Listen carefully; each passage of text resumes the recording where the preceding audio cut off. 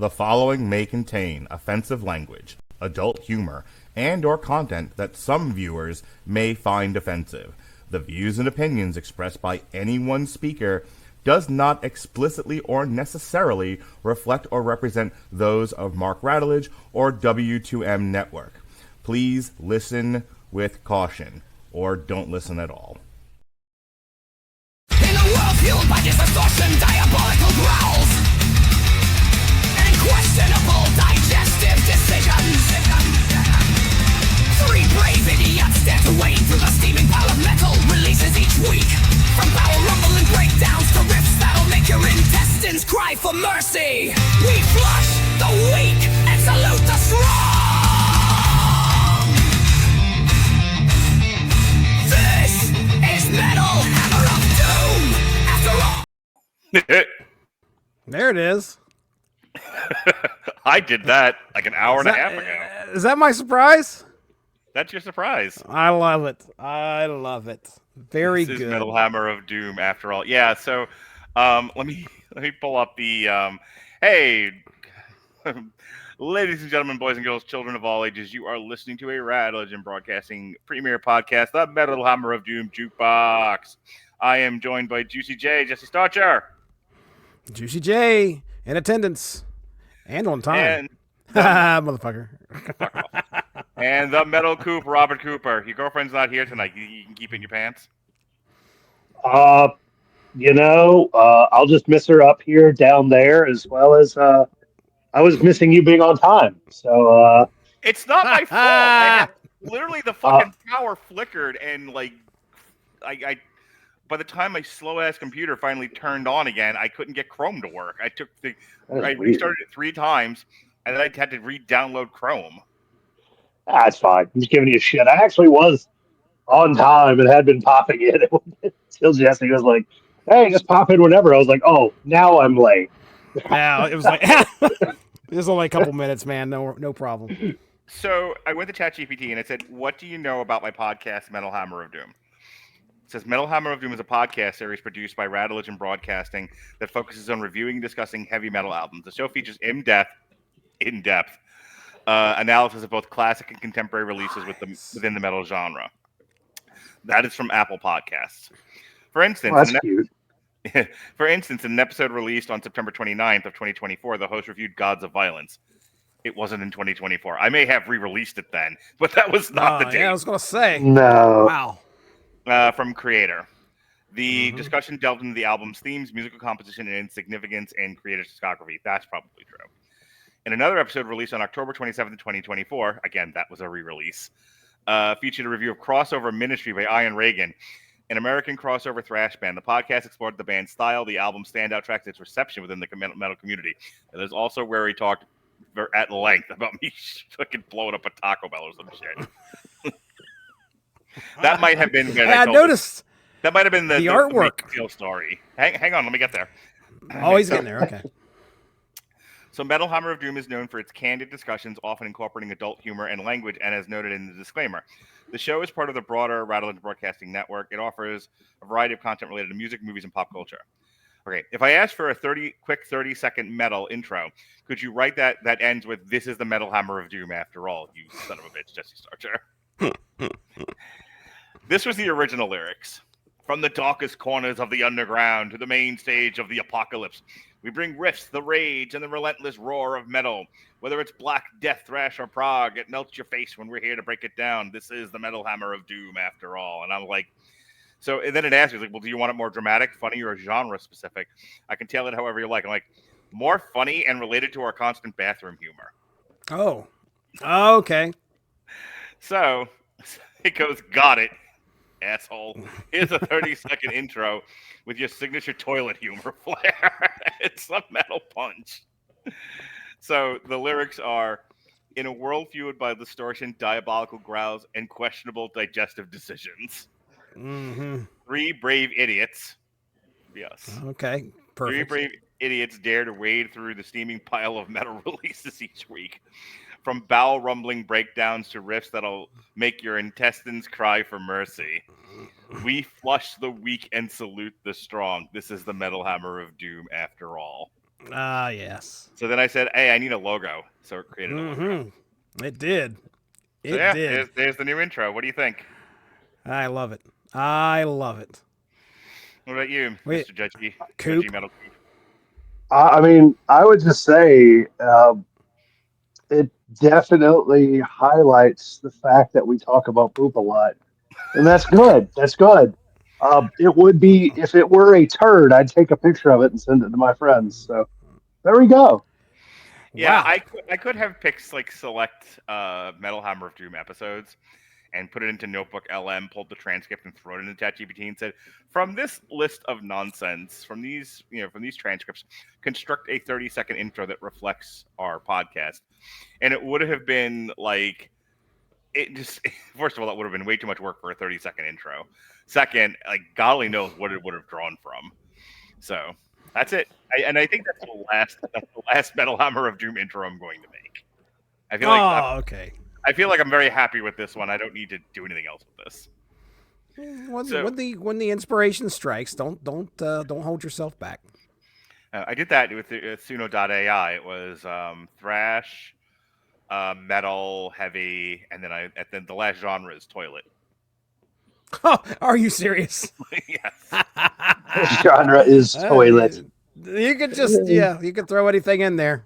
You ever That's get the? nice. You ever get the? You've been playing a lot more with Suno.ai than I have, Jesse. You ever get the feeling Suno.ai just ignores you sometimes, where it's Oh like, yeah. like you want to throw in like I want this, and this. And it's like, and it's looking at your list of things like some of this isn't music, and I'm not paying attention to this. We're gonna cut this ridiculous off at human. about 2 genres, okay? And then the rest of that stuff's just we'll pretend it's there. I will humor this person, but I'm not. Yeah. I don't know what genre toilet's supposed to be. Yeah, I've learned about some new genres through there, but toilet's the first time I've ever heard anybody using that one. So Well, I was Clown hoping it core. would- I was hoping it's a penis. I was hoping that it would like take the inspiration in the initiative and just throw in like toilet sounds. You're- it asked me. you're giving it like, a little too much credit there, bro. I mean, Well, it's not going to be just like I got a toilet sound to throw in here. Not It's going like, to happen. It asked me, like, do you want me to insert a toilet sound? And I'm like, you can insert whatever the fuck you want. You're not the one making the music. I was going to say, ChatGPT, like, no, you're not making that. You can tell Suno to try, but I don't know if it's not going to pull it off. I think the most innovative thing I heard was, adding like a live crowd, which that was fucking insane. I couldn't believe they did that. And that was over a year ago when I was doing Time to Eat and did the No Tomatoes song. And it sounded like the dude was performing at a concert, which was fucking insane. Can you do me a favor? But yes. Can you write your friends over at Suno.ai, your best friends, the people that you made friends with? Oh yeah, sure. And they listen to you, Jesse. Yeah, they've not retweeted me once. Them fuckers. I've included them so many times. You're just like, yep. Sorry. If you could tell your friends at Suno.ai, they need to create a soundboard. Okay.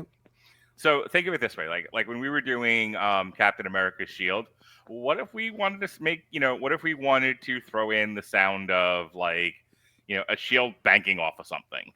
Sure. Yoink! This is the story of Captain America's Shield. Hiya! This got nerdy in a hurry. It did. Like something like you need sound effects. Did I do that? Did I do that? Yeah, technically, it'd be like. Because you imagine, Tony said, "Drop that. That thing ain't yours." Just goes, "Well, technically." Actually, That'd been nice. So we need a sound because if we had a soundboard, then the last thing you would have heard after "This is the Metal Hammer of Doom" after all would have been a toilet flushing. Oh yes, that would have been perfect. Yeah, There is a thing called Audacity. Download the motherfucking MP3 and do it yourself, Mark. It's okay. You could do it. You could do it. Yeah, No, I could have. I need a soundboard. I could have absolutely. Well, no, I could have gone on the web and found any number of public soundboards with, and downloaded the sound of a toilet and thrown it on there. But it would take longer than it would take me to say what I just said. Okay. All right. Fair enough. I see. Fair enough. I don't have that kind of time. I don't have. Now, I don't now, now, what about post-production. their time? Do you think they have it too? Yes. Okay. I Yes. think if you polled all the SUNO.AI users, they would be like, a soundboard, please. And everybody would turn into Al Jorgensen. We're tired. We're tired of it. That's what I'm hoping. Between that and Nickelback. I wouldn't give you a penny back. How you been, Jesse? What's new in the hood? Oh my goodness, not a whole lot. I think this last week I've just been kind of chilling. A couple days ago, I think I showed you guys or shared with you how OpenAI had. That's all I've been consumed with the past few days is how they updated their image generation, and it's amazing. So I've been playing with a bunch of AI. Sending me memes of like your penis, but it's a cartoon. Yes, as a matter of fact, has a little smiley face on it. Right. Could you just go back to the graphic veiny pictures, please? I don't want to see your animated. Animate turned into I got you. You know who likes animated penises? Alexis. Send them to her unsolicited. Yeah. I thought you were gonna say me, and I'm like, hey. Just because they're in the porn. I mean, Alexis likes everything animated. Send her your animated penis. Sure. That's all. Sure. I'll put it into Sora. Sora will animate it in some way, and it'll be amazing. Let's all go to the lobby. Let's all go to the lobby to look at Chopped Up Dick. Get ourselves a felony. Not a good idea. What if he gets a reanimated penis, though? Frankenstein. Like Frankenstein's dog. I was gonna say like a dead penis. Bobbatized. Oh God! Can we go one podcast without me having to tell you not to raid corpses? What's wrong with you? I mean, what can I say? Somebody just left it there in a box. If they didn't want me to go for it, they'd have done something more. Oh my God, leave corpses alone. They've done nothing to you, Robert Cooper. How do you know? Oh my God. So anyway, besides you animating your penis, Jesse. That's it, man. That's all I've been doing. Just animating various parts of my body and sending them to friends and foes alike. Did you see Baby Metal is coming around with Bloody Wood? No, I don't know if I've ever Bloody Wood. We've discussed Bloody Wood because Bloody Wood's so cool. They really are, but they have a new. We're going to be talking about them later in the year right here on the Metal Hammer of Doom. Okay. After all. Never forgive you. But so yeah, they're like an Indian metal band. I think on one of our year in reviews, Robert told me about them. This Robert right here, Cooper. This one. Yeah. So I've been listening to him for a couple of years now since Cooper turned me on to him. They did a song with Baby Metal, and I didn't want to play it because it's almost guaranteed to get copyright nicked. Which, by the way, you're like 10 for 10 every single video you pick, Jesse. Always is the one that gets copyright struck. Oh, good. Let's see what we can do tonight. Let's keep the streak going. Every single time we do this podcast, I have to recut it and cut your video out of it at a minimum. Oh, son of a bitch. Robert is 10 for 10, never gets cut. Because he's reaching down into the depths of some BS. Yeah, he's finding VHS shit, so it's all not copyright protected. I was about to say the copyright. The people looking at copyrights will probably be like, "Who?" Yeah, we're very That's like the Clown Corps people. We're like, we don't have a problem with this at all. Please retweet our shit. Right. I don't know. I picked Blind Guardian. I was actually thinking, I'm like, they're not Warner Music Group. I don't think. Mm-hmm. I know Warner Music Group gets really fucking nasty. Oh yeah, like I said, our Bon Jovi video is lost to time because I didn't think about it back then. I was. Let me tell you how I've changed over the past year or two since we started doing this podcast. There was a time where if it cut the video out, I was like, forget it. Then I don't want the video up at all. Now I don't even fucking care. So when the Bon Jovi thing happened, we lost the entire video because I'm like, well, this is unusable now. A section of it's gone. Now, the last one, I'm just like, I don't give a fuck if music is on this. It's whatever. You want to hear us commenting about videos, you can listen to the audio, where there's less Yeah. of that.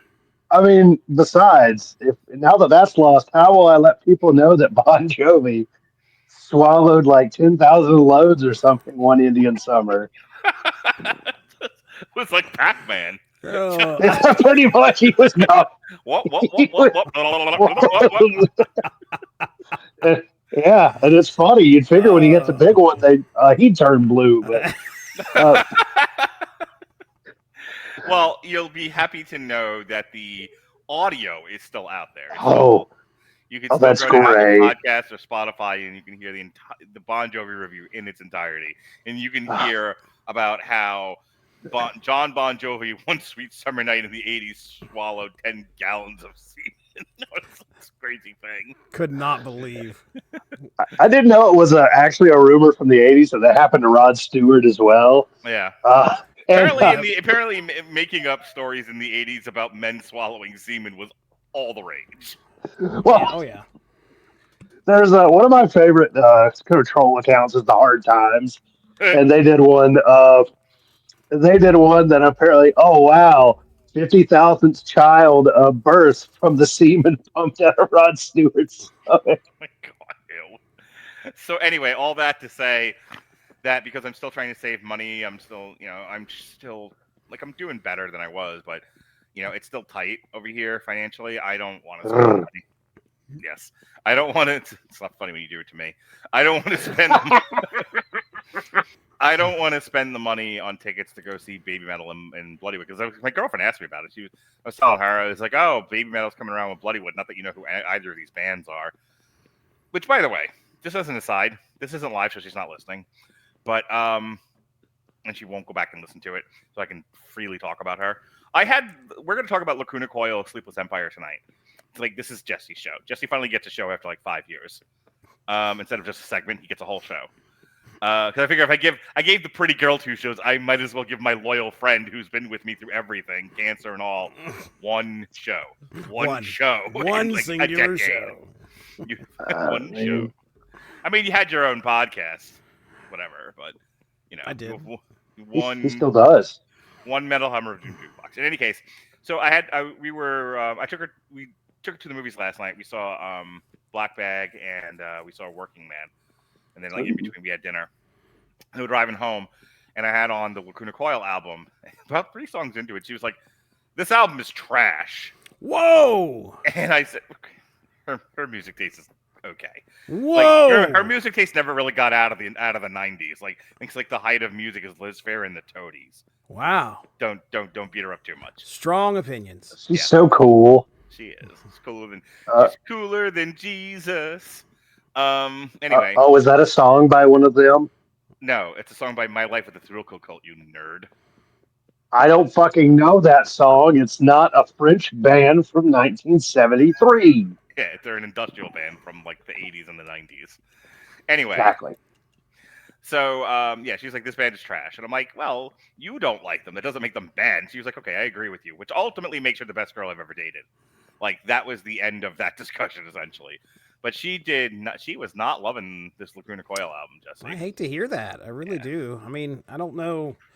Obviously, you got your own, musical preference. Yep. This may not, appeal to you, and that's fine. Yep. You can't convert somebody that doesn't like the way it sounds. That's for damn sure.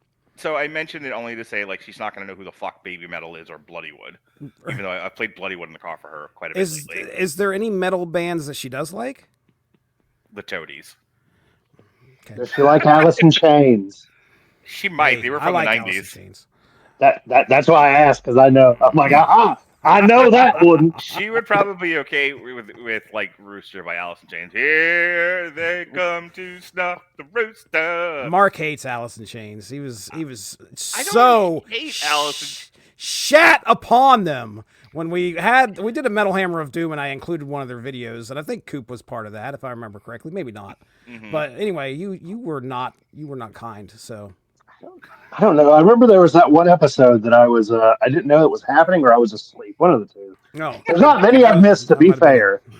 All right, well, before we get into the first segment, the first video, Cooper, what's new with you? Tell me about your dating life. We don't have, the girl's not here. It's just us guys. We can take our penises out and tell stories. Oh, well, I mean, even if she was here, I feel like she's one of the bros. She's just prettier. No, she is. She is one of the bros, but the vibe is different when she's here. Like we're more. That's true. I am on a better behavior. We're more better behaved. She's gone now, so just take your dick out and tell me about all the women and taking money from you.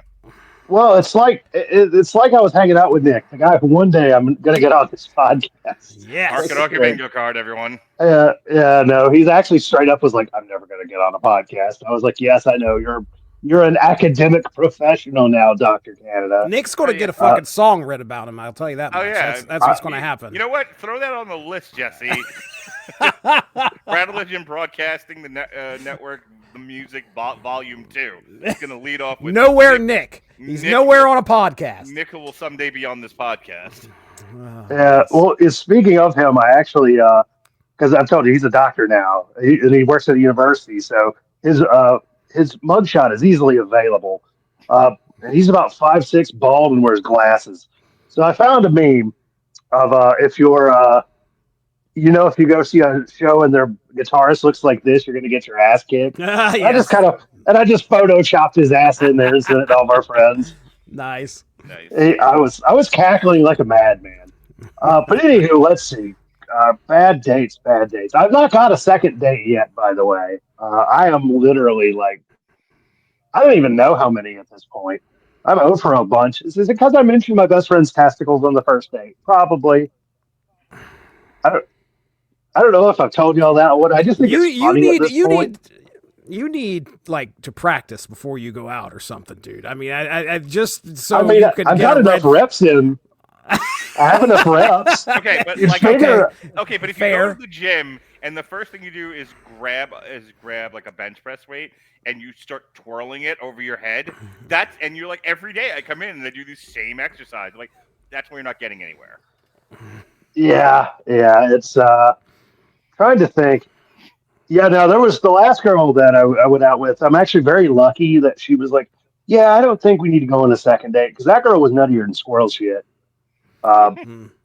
It's not good. It's not good when I learn things about mental health on dates. Like, true. I didn't know what complex. Your opening question should be, after what do you want to eat, should be, what meds are you on? I should just totally whip out, what is it? Is it the DD5? The DSM-5. The DSM-5, yes. I should whip out the DSM-5 and be like, all right, let's go on a hunt. Because there was a girl that came over to my place before Valentine's Day. That he fucking brings up the DSM and it's just like, point to the one that's you. I get the Ouija board version. I'm just being like, is there somebody mentally unwell in this room today? So tell me about your flashbacks. Yeah, but no, that girl listed like 8 different meds she's on and told me she was engaged 5 times. So I was like, ooh, boy. Oh, red flags galore. She's like a communist country. Oh, yeah, man. She is pretty much Mao's perfect China. Unfortunately, she didn't text me back afterwards, so I probably dodged a bullet. You can't land the crazy chicks. Is that much of a dork you are? Kinda. Because, yeah, that's not even the first one I mentioned. The other one was a total dork. But, yeah, I got to learn what complex PTSD was. And oh, boy, that was a party. Oh, and I got to find out how bad it was to be in Asheville during that hurricane. All right. Yeah, that girl was a... What? Jesse. Can I talk to you for a minute? Tell me. I'm still naked swimming. I just need you to understand that. I have not given up on naked swimming. Naked swimming is a part of my life. This is a question that's bothered me all week, so I'm glad you brought it up. That's not what I wanted to tell you. I just needed to give you context, you psycho. Jesse. Yes, Mark. I'm still naked swimming. Okay. But I have removed myself from the lifestyle. Oh, okay. Did you also remove yourself from our national nightmare? No, and she knows you call her that. So stop it. Our long and national nightmare is She's over. aware that she got that nickname, and there's only so many ways I can spin it. Oh shit! Oh, that's too funny. I mean, if she listens to our podcast, she'd hear the one that earned her the nickname. I don't know what to tell her. Anyway, Yeah, that's So not as you've bad as that time I cussed out Jeff Harris after he hung up on my gaming podcast. Anywho, so you've been sticking your dick in the company pool. I don't know. I have moving on. I have removed myself from the lifestyle. Okay. I hang out with my girlfriend, who I've been dating since December. Hang out with my kids. I go to work. And when I'm not doing any of those things, and I'm not buying new cars or going to doctor's appointments, I'm at home, man. I'm watching the NBA. Apparently, the NBA is dying. By the way. Oh yeah. Is this coming from the man that didn't know Kobe was dead? That would be correct. Yes, I'm doing a lot of catch up. Okay, good. Proud of you. Thank you. So yeah, my YouTube feed now, which used to just be all entertainment news, has now got sprinkles of the NBA is dying, and Reese, whatever the fuck her name is from the WNBA, is a lunatic. Oh, Angel Reese she's not even a good player. I've heard she sucks. Yeah, she's very much like an Andre Drummond type, where she can only hit shots up close. Except for the fact she can't even hit the shots up close. She's just really good at picking up the rebounds of her own misses. I saw a video where, like, WNBA free agency, they all did kind of like a do-si-do, where, like, every girl in the league switched teams, except for Caitlin Clark. Thank you, Caitlin Clark. And nobody left or went to Chicago, which is fucking hilarious, which is where Angel Reese plays. Well, she's actually... I thought she went to because they actually came out with a 3-on-3 league for women. I forget what the fuck it's called. It just finished, though. When do they just come up with like a women's t-ball league for fucking baseball while we're at it? I mean, in terms of baseball, I'll let you know. I started watching the Savannah Bananas. Yeah. I don't know if you've heard of them. I have. I don't. There's actually a book about this. I went into the bookstore today because I'm a good father. He's a well-read man. That's right. Yes. Yes. Toxic. I used to read smart books. Now I'm just like, whoo, celebrity women in the 90s. Ooh. Yeah, anyway. So Chinese in that book, I'll have you know. But anyway, I was in the sports section briefly, and there was a Savannah Bananas book. Yeah, they actually just did a 65,000 person sellout game at Raymond James Stadium. Yeah, somebody was telling me like the Savannah I read online actually the Savannah Bananas had a sellout where like in like a Yankee game during spring ball like couldn't fill up the stands. Yeah, it's I mean if you think of it, it's the Harlem Globetrotters does baseball. Is exactly what it is. After this we're getting into the first segment here, like 30 minutes into the podcast now. What the fuck is this? When did this become we just shoot the shit for 2 hours? I just want to know. When did this podcast completely lose format? Wait, isn't that exactly what this podcast, why we started doing this? Because we shot the shit for 2 hours and didn't have enough room for and energy for a podcast? I feel like there was a little less of this. We're 30 minutes in here. We haven't done a podcast in like 2 months. That's been a while. Black History Month, which belongs to... Yeah, you know what? Next year we're going to do something because I want to have Black Metal History Month. I will. Well, since I started doing this on Sundays, so that we could make room for other stuff. I will actually start putting Metal Hammer of Doom in February on Sundays, so that way we don't get nixed because of Black History Month. Anyway, tell your fucking fucking Savannah Bananas. I mean, it's so literally, it's like how the Harlem Globetrotters kind of face the same team. They face the Washington Generals. Okay, but it's 2 touring teams, and the point of the games it's fun. Like for example, how do you make baseball fun? Well, for example, they do have a sort of emphasis on trick catches. It's really fun. Okay. Sort of you're behind the back, bounce your throw off the ground. You also have, for example, rules that make the game go a lot faster. So instead of 4 balls, you get to walk. 4 balls, the runner gets to sprint, and the defense, all 7 members of the defense have to touch the ball before they can tag the guy. Oh, So it's a yeah, lot wow. quicker. And the way that the scoring works is each inning you get 1 point for winning that inning. So if you get, let's say, 5 runs in the first inning, well, you still only get the 1 point for that inning. It's not an immediate blowout throughout the game. Speaking Right. of blowouts, did you see the fucking Yankees beat the Brewers like 20-9 or some shit? And then they won like 12, if I'm not mistaken, 12-3 today. Because I've been When starting did to watch more. baseball start getting like basketball scores? The fuck? Like baseball scores should be like 1-0. Should be like hockey. And that's another one. Man, I started looking at sports gambling, and suddenly, like, none of the scores in sports make any fucking sense to me. I'm like, hockey should be under 7, and they scored 9 goals. I'm like, what are you people just fucking shooting them with a gun? What is happening in hockey? Oh yeah, all those you get the Russian mafia involved in that. And then there's basketball where they don't score less than fucking 30 points. Unless I bet on them, they don't score less than 30 points a fucking quarter.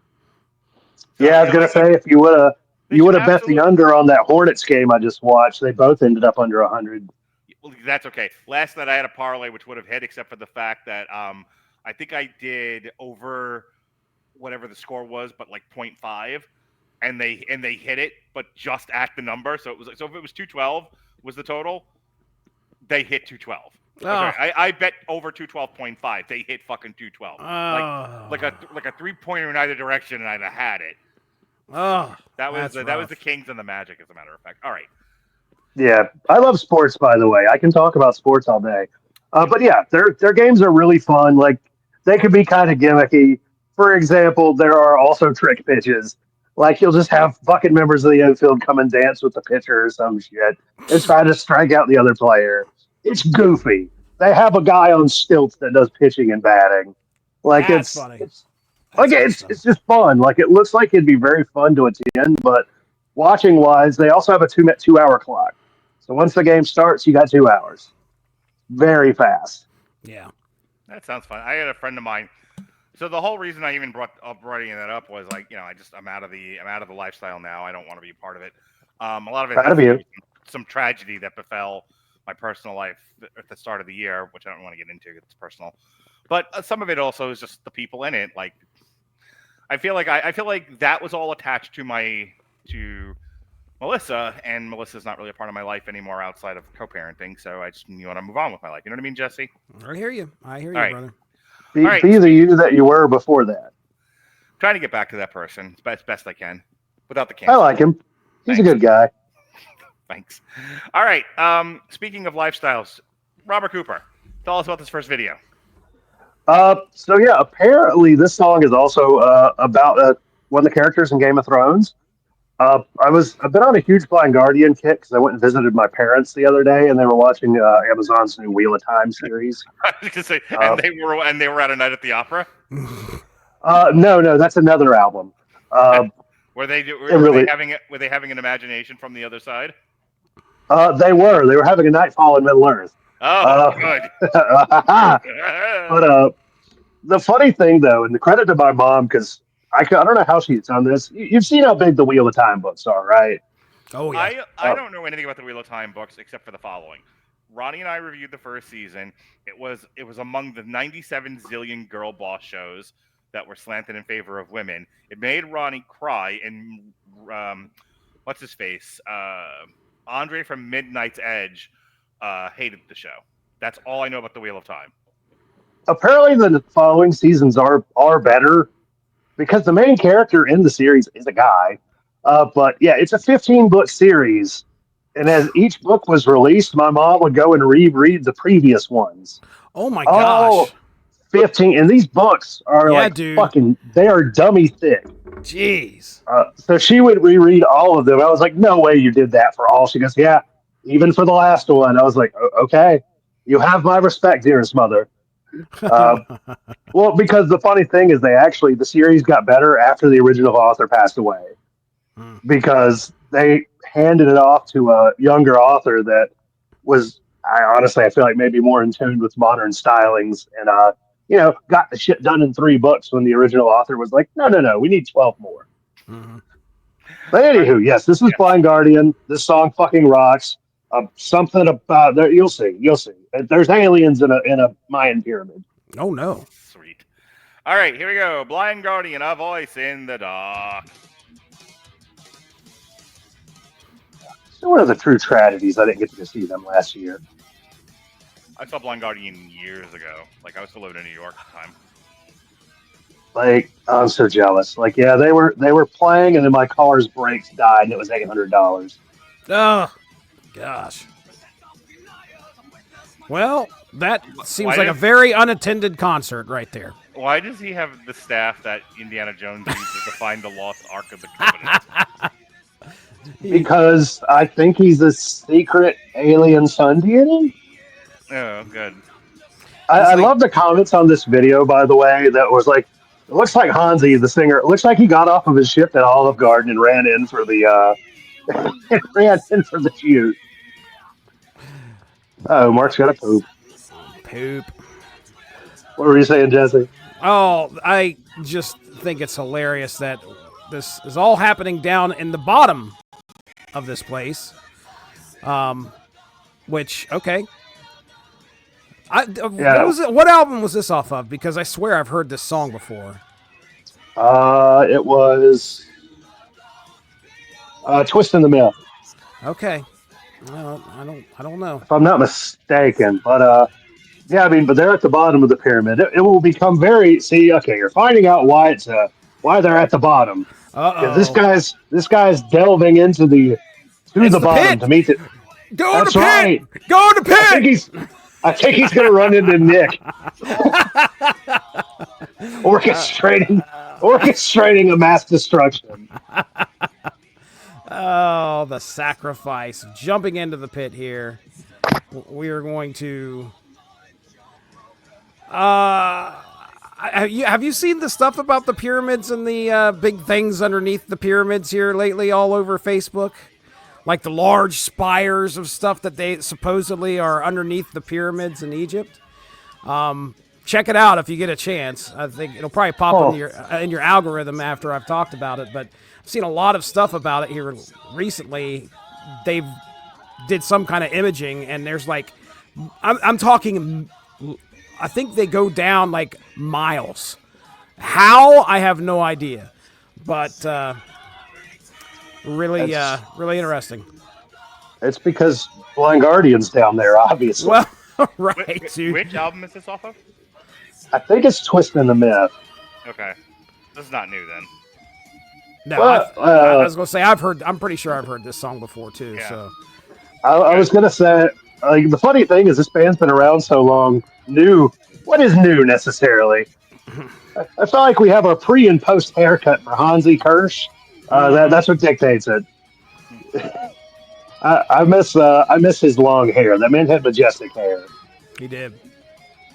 I just wish I could pull it off. And unfortunately, I had to go get a haircut like an adult. I Happens. saw a video earlier that said, I think the band is called the Dallas Callous or the Callous Dallas or something like that. Or no, it was the Callous Dowboys. That's what they were. Callous Cowboys. Callous Dowboys. I like that. And Jesse, Mark. the Callous Dowboys explain mathcore. Oh well, I'm certain that nobody had any problem with that. Oh boy! Don't if we should bring them on, and then also we should also explain J metal to people. We'll talk about baby metal and fan made and all those sorts. That really gets their fan bases going. Oh yeah, and we certainly are respected for our opinion of such. Oh yeah. Sorry, we have one of their. We previously have had a podcast with their representative. We'll be fine. Yeah. Hey, how'd your okay? By the way, anyone's just like, please talk about this video. It's all right. It's a lot of the band. I can't tell if this guy needs to make his mind up if he's coming up or he's going down. I don't know what the fucking problem is here. Well, we just found out they're buried under there. I think they're actually ancient aliens. Oh well, I could have told you that. Oh, well, shit, man. Oh Spoilers. well, shit. Oh well, shit. All right. So, how was your podcast over at Jeff's with Daredevil? It was okay. Had a good time. It was there was a we had one guy show up, and Jeff has a very specific format Yeah. where it's about 15. He talks about 15 minutes of the show, stops, everybody talks about it, round the horn. 15 minutes of the show, round the horn. New dude just jumped right to the end. Oh boy. So and Jeff did not have a discussion with him about the format, I don't believe that there was a discussion had previously to the podcast starting. And so bro dropped out about 20 minutes in, which he was kicked from the chat. Very well could have been. But anyway, it went okay. He's trying to get me back on for Andor, which I've never watched the first season. I've heard really good stuff about it, but he's trying to get me on in May for like some part of the second season. So I had a dry have to catch spell up. of no TV parties there for a little bit, and I had a week off from work, so I was thinking about like maybe just to finish it up, watch Loki season 2. I was going to watch Andor. Andrew Graham kept getting on me about watching Skeleton Crew. Want to know how many of those shows I watched? Zero. But you know what's not a zero, Jesse? Tell me what's not a zero. Lacuna Coil. That's right, baby. Lacuna Coil is an Italian gothic metal band from Milan. Since their formation in 1994, the group has had 2 name changes, being previously known as Sleep of Right and Ethereal, and they have recorded 10 studio albums, 2 extended plays, 2 live albums, 2 compilations, 1 video album, 16 singles and music videos, and a partridge and a pear tree. They have toured internationally and were nominated in 2006 for an MTV Europe Music Award. They won the 2012 Metal Female Vocalist Fest Award for the Best Album, the 2016 Metal Hammer Award for Best International Band, and the 2018 Metal Hammer Golden Gods Award for Best Live Act. The band's 2012 release, Dark Adrenaline, peaked at 15 on the Billboard 200, and as of March of 2012, Lacuna Coil have sold over 2 million albums worldwide. Jesse Starcher, take over, tag in, tell us about the history, the life and times, the discography, and why you love it all, Lacuna Coil. Well, I've got a lot about the production of the album ready to go, that's for sure. I can tell you about my personal history with Lacuna Coil, though. Tell us about your personal history, and save that for after we play the video and we actually talk about the album. Yeah, for sure. Please stick to the format, Jesse, here on... I wasn't jumping ahead, Jeff. This is all right? Just chill out. Leading edge, all right? We have propriety here. God damn it. We have a format? We'll email it to you, Coop. Don't worry. Sitting on it. So personal history, it all revolves around this show. You guys were covering Delirium, and I was like, I don't think I've ever listened to Lacuna Coil. I've heard of them, but I never sat down and took note of any songs. They weren't playing them on the radio down here in Southeast Ohio.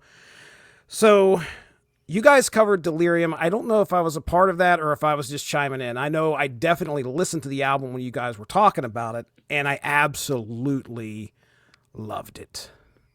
I loved Christina's vocals were just magic to me. Majesty. I've said this to you guys plenty of times. She can sing me a lullaby anytime she wants, because she's just got such a beautiful voice, in my opinion. And she's grown to be like one of my favorite lead vocalists, female lead vocalists, and Lacuna Coil's kind of been up there as far as listenability. Delirium was really good. Enjoyed what I got there. We did another album I think I was a part of. What was the second the second album you guys did on here? And it was probably because I was Black Anima. It very well could have been. Very well could have been. Well, it's the next album. So here, let me tag in for just a minute. So Inner Reverie is 1999. Unleashed Memories is 2001. I came to Lacuna Coil with Comalies in 2002. and mostly because of the song "Heaven's a Lie." It's a great song. Such a good song. Yeah. After Coma Lies, the next album was Karma Code, and then I remember listening to that one. That one's got the cover of "Enjoy the Silence" on it, which I really enjoy, from Depeche Mode. I kind of tuned out of the band for the next couple. So that's Shallow Life in 2009, Dark Adrenaline in 2012, which we talked about being like a big hit, and then Broken Crown Halo. That was 2014.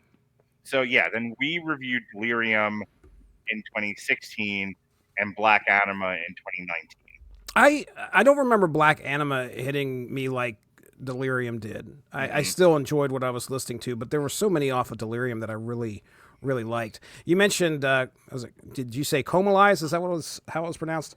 I honestly thought it was Comalies, and then I was like, no, it's probably Comalize. Okay, so over the winter, listening to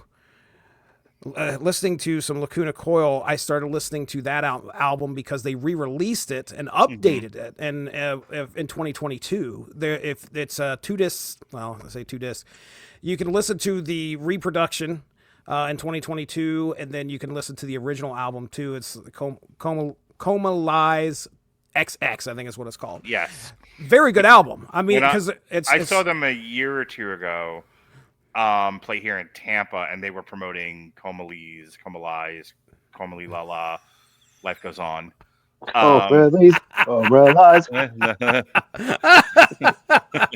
They were promoting Comalies XX at the time. Yeah.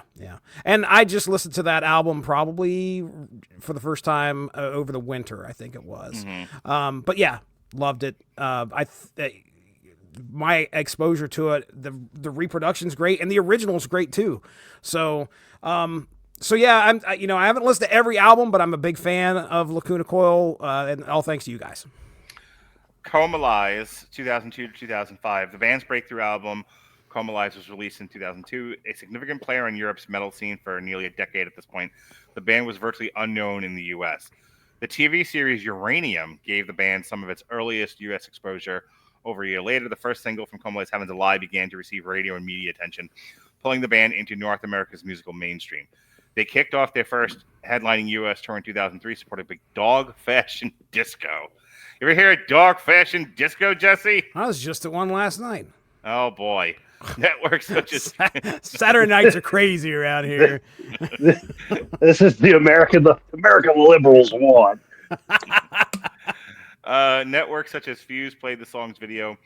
For example, in 2005, Heaven's a Lie won the 4th Annual Independent Music Award for Best Hard Rock Metal Song.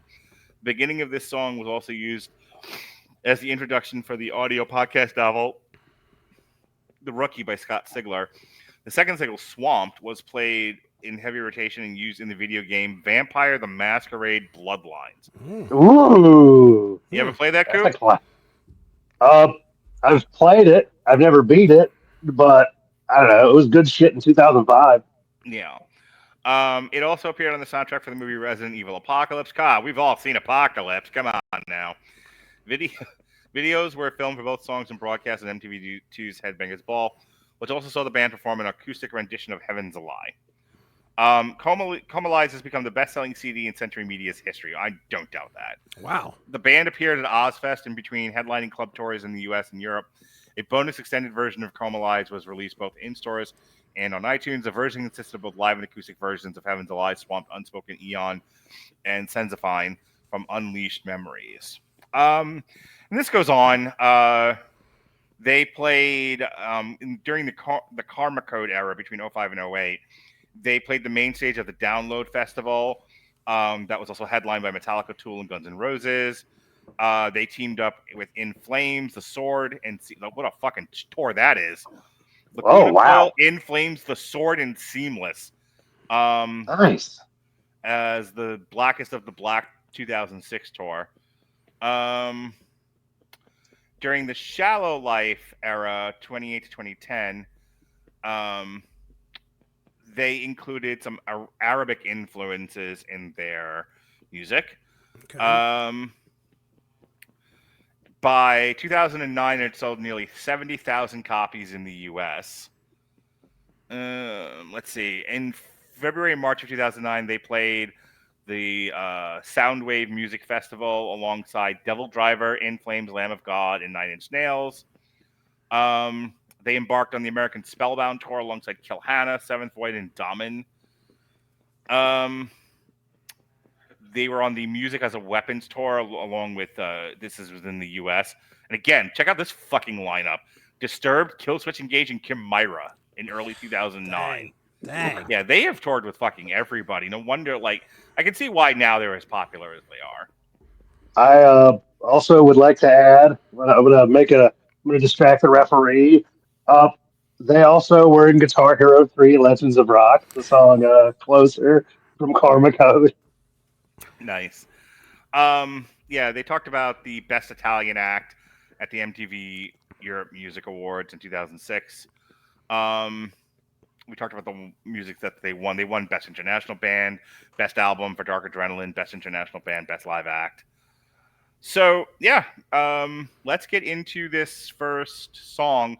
Jesse, you want to introduce your song? Yeah. Immediately, like within 3 listens of this new album, I knew what was my favorite off of this thing. And this is I Wish You Were Dead. And yeah, as we get into the... I can think of a few people I would like to dedicate this to. It's a very cathartic song when you look at the lyrics. So, but yeah, hit play, man. We'll get into it here. It's a fun little production. I Wish You Were Dead by Jesse's Hall Pass, Lacuna Coil. Oh man, the whole band. By the way, he can't just sleep with Escabia. The whole band has to pass Jesse around like a fucking joint. Here I thought he was going to be part of the parking garage. Turns out he is the parking garage. That's the only way Mindy said he could. He was like, you can have sex with Christina Scabia, but you also have to take the other members of the band. I'm not, You have to then weigh your options. Can I do this? I feel like, Jesse, in your heart of hearts, way down in the cockles, you could take the entire Lacuna Coil band just to get the Christina Scabia. He's going to be a starchy little cream puff. Oh, man. I think if Christina and we've lost him. I think if Christina Scabia is the final boss, Jesse will play the game. By the way, before I play the video, there's a TikTok thing going around where they replace the laugh in Time to Play the Game by Motorhead. I fucking love that. I've heard of this. What do they do? I've seen it done with Krusty, and right before the podcast tonight, the one that I thought was funny and I actually hearted because I laughed out loud was Time to Play the Game. Fucking Nelson. Yeah, with Nelson it was pretty fucking funny. All right, here we go. I Wish You Were Dead. Lacuna Coil. Lacuna Coil. Draw a penis or something. Oh, that'd been great. There you go. I Wish You Were Dead. Like I said, it was the catchiest song off of there, and I knew it was going to be my favorite song off the album really quickly. So that was a short song. Yeah, it's less than 3 minutes. But so am I. Hey, ladies. Hello, Natalia. Actually, that's not true. It takes me fucking forever to finish because I'm old. Thank you for that. Hey, that just means you get more bang for your buck. That is true.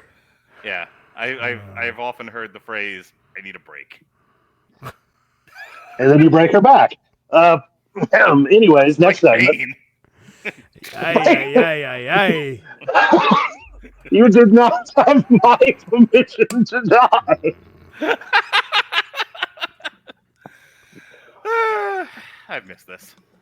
Oh.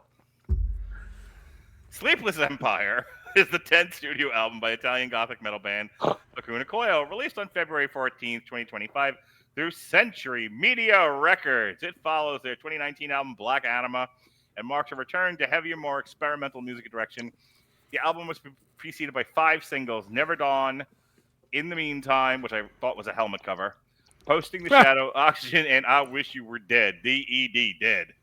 Jesse, tell us about this album. I know you got notes. Well, yeah, I mean, look, these guys put together an album that includes Randy Blythe. Ash Costello, of Randy Blythe of Lamb of God, Ash Costello of New Year's Day, for those of you that don't know who those people are. There was some, after the pandemic, they were going to go in and start writing, but the pandemic was so fresh on their minds. That's where Comalize comes in. They wanted to take a break because they really didn't want to do a pandemic-themed record. So Comalize comes out. They let that kind of marinate for a little bit, and then finally they start getting into production on Sleepless Empire. So I'm going to read to you here a little bit. The process of re-recording Comalize proved pivotal by reworking older material. Lacuna Coil reconnected with their artistic identity, which Pharaoh described as a reboot for the band's creative machinery. The retrospective exercise allowed them to reflect on their evolution while forging a path forward. Scabia likened each album to a photograph of the band's state at the time, positioning Sleepless Empire as a snapshot of their post-pandemic reawakening. Recording for Sleepless Empire took place throughout 2024 at SPVN Studios in Como, Lombardy, with bassist and primary songwriter Marco Codi-Zalotti overseeing production. Known for his meticulous approach, Codi-Zalotti emphasized the importance of establishing a conceptual totem, a unifying vision or title to anchor the album's direction. This framework enabled the band to experiment with heavier riffs and darker tones while maintaining their melodic core. Tracks like The Siege and Scarecrow exemplify the balance, blending Codi-Zalotti's thrash-inspired guitar work and the dual vocals of Scabia and Pharaoh. We have the evolution of their sound. Sleepless Empire marks a deliberate shift toward a heavier, more experimental sound. And like I said, we mentioned, what was the other album after Delirium again? What was it called? Help me out there, Mark. What was it called? After Delirium, yeah, is Black Anima. Black Anima. I keep forgetting the name of that album because it just did not hit. I didn't feel anything like what we had before, and it definitely didn't feel as heavy for some reason. I feel like Sleepless Empire comes back with a vengeance. So tracks like Oxygen and The Siege feature down-tuned guitars and aggressive rhythm, a departure from the atmospheric leanings of Black Anima. Critics have noted the album's monstrous wall of sound, particularly in the interplay between Pharaoh's growls and Scabia's cleans, which is just, that is, to me, Lacuna Coil. Whenever you think of them, that's the vocals that I think of. There's some neat songs in here. I'll just give you a quick breakdown of what some of these songs are about. We'll go down through them here real quick. We got The Siege. It's brutal, powerful anthem for anyone facing down a seemingly unbeatable situation. Oxygen, the metaphor there is represents a lifeline that no longer works. The speaker is done waiting and ready to fight their way out. Scarecrow is a powerful message of outsider strength and quiet resilience. Gravity is a cosmic plunge into existential despair and the struggle to regain control. I Wish You Were Dead is an exorcism of somebody you cannot stand that's always been in your mind. An excising, if you will. An excising. A bitter purge. Yeah. Yes. Hosting the Shadow, a dark meditation on isolation, inner demons, and embracing one's own darkness. In Nomine Patrice, a spiritual reckoning wrapped in despair and self-reflection. Sleepless Empire. This was a neat one. They were talking about how we are so involved with our phones. I mean, I think both of us can probably attest to the fact that we're laying there, it's 2:00 in the morning, you just woke up after going to take a whiz, and you grab your phone. And now you cannot get back to sleep. I grab it before AP. So you have it in your hand, one hand on, He's got to check his parlays. That's right. I have cut back on the gambling, but yeah, I mean, first of all, we have a group chat with all the people that we podcast with, and I don't know when these fuckers sleep. Like I'll wake up and there's like 5 messages, and like Alexa shared an article. Pat said something's terrible. Jason, said we should race swap someone. Like it's and then Robert, because he's like way off in time from everybody else, like responds to all of it later, and it's like, the fuck, what happened when I went to bed at 11 o'clock? Yep. Yeah, we're all distracted. We're also looking for that distraction sometimes, and we're consuming so much of and this is going to tie in later when we talk about LORDI, but the digital numbness. I even think Ice-T on the last Body Count album kind of talked about this. So Sleepless Empire is kind of tying into that. Well, it's funny. Where I work, we're a secure facility, so I have to wait for the eye in the sky to open doors. Let me tell you how before they took my phone from me, and I've since gotten it back, but I couldn't wait for a door to open without looking at my phone. Oh yeah, dude. Oh yeah, like waiting for a door to open or waiting for them to bring me a patient, or if I had to wait more than 10 seconds, my phone was out. I've gotten a lot better about that since then because I kind of had to. I went through It's funny. I talk about like drug withdrawals and stuff like that. I went through withdrawal not having my phone. Right.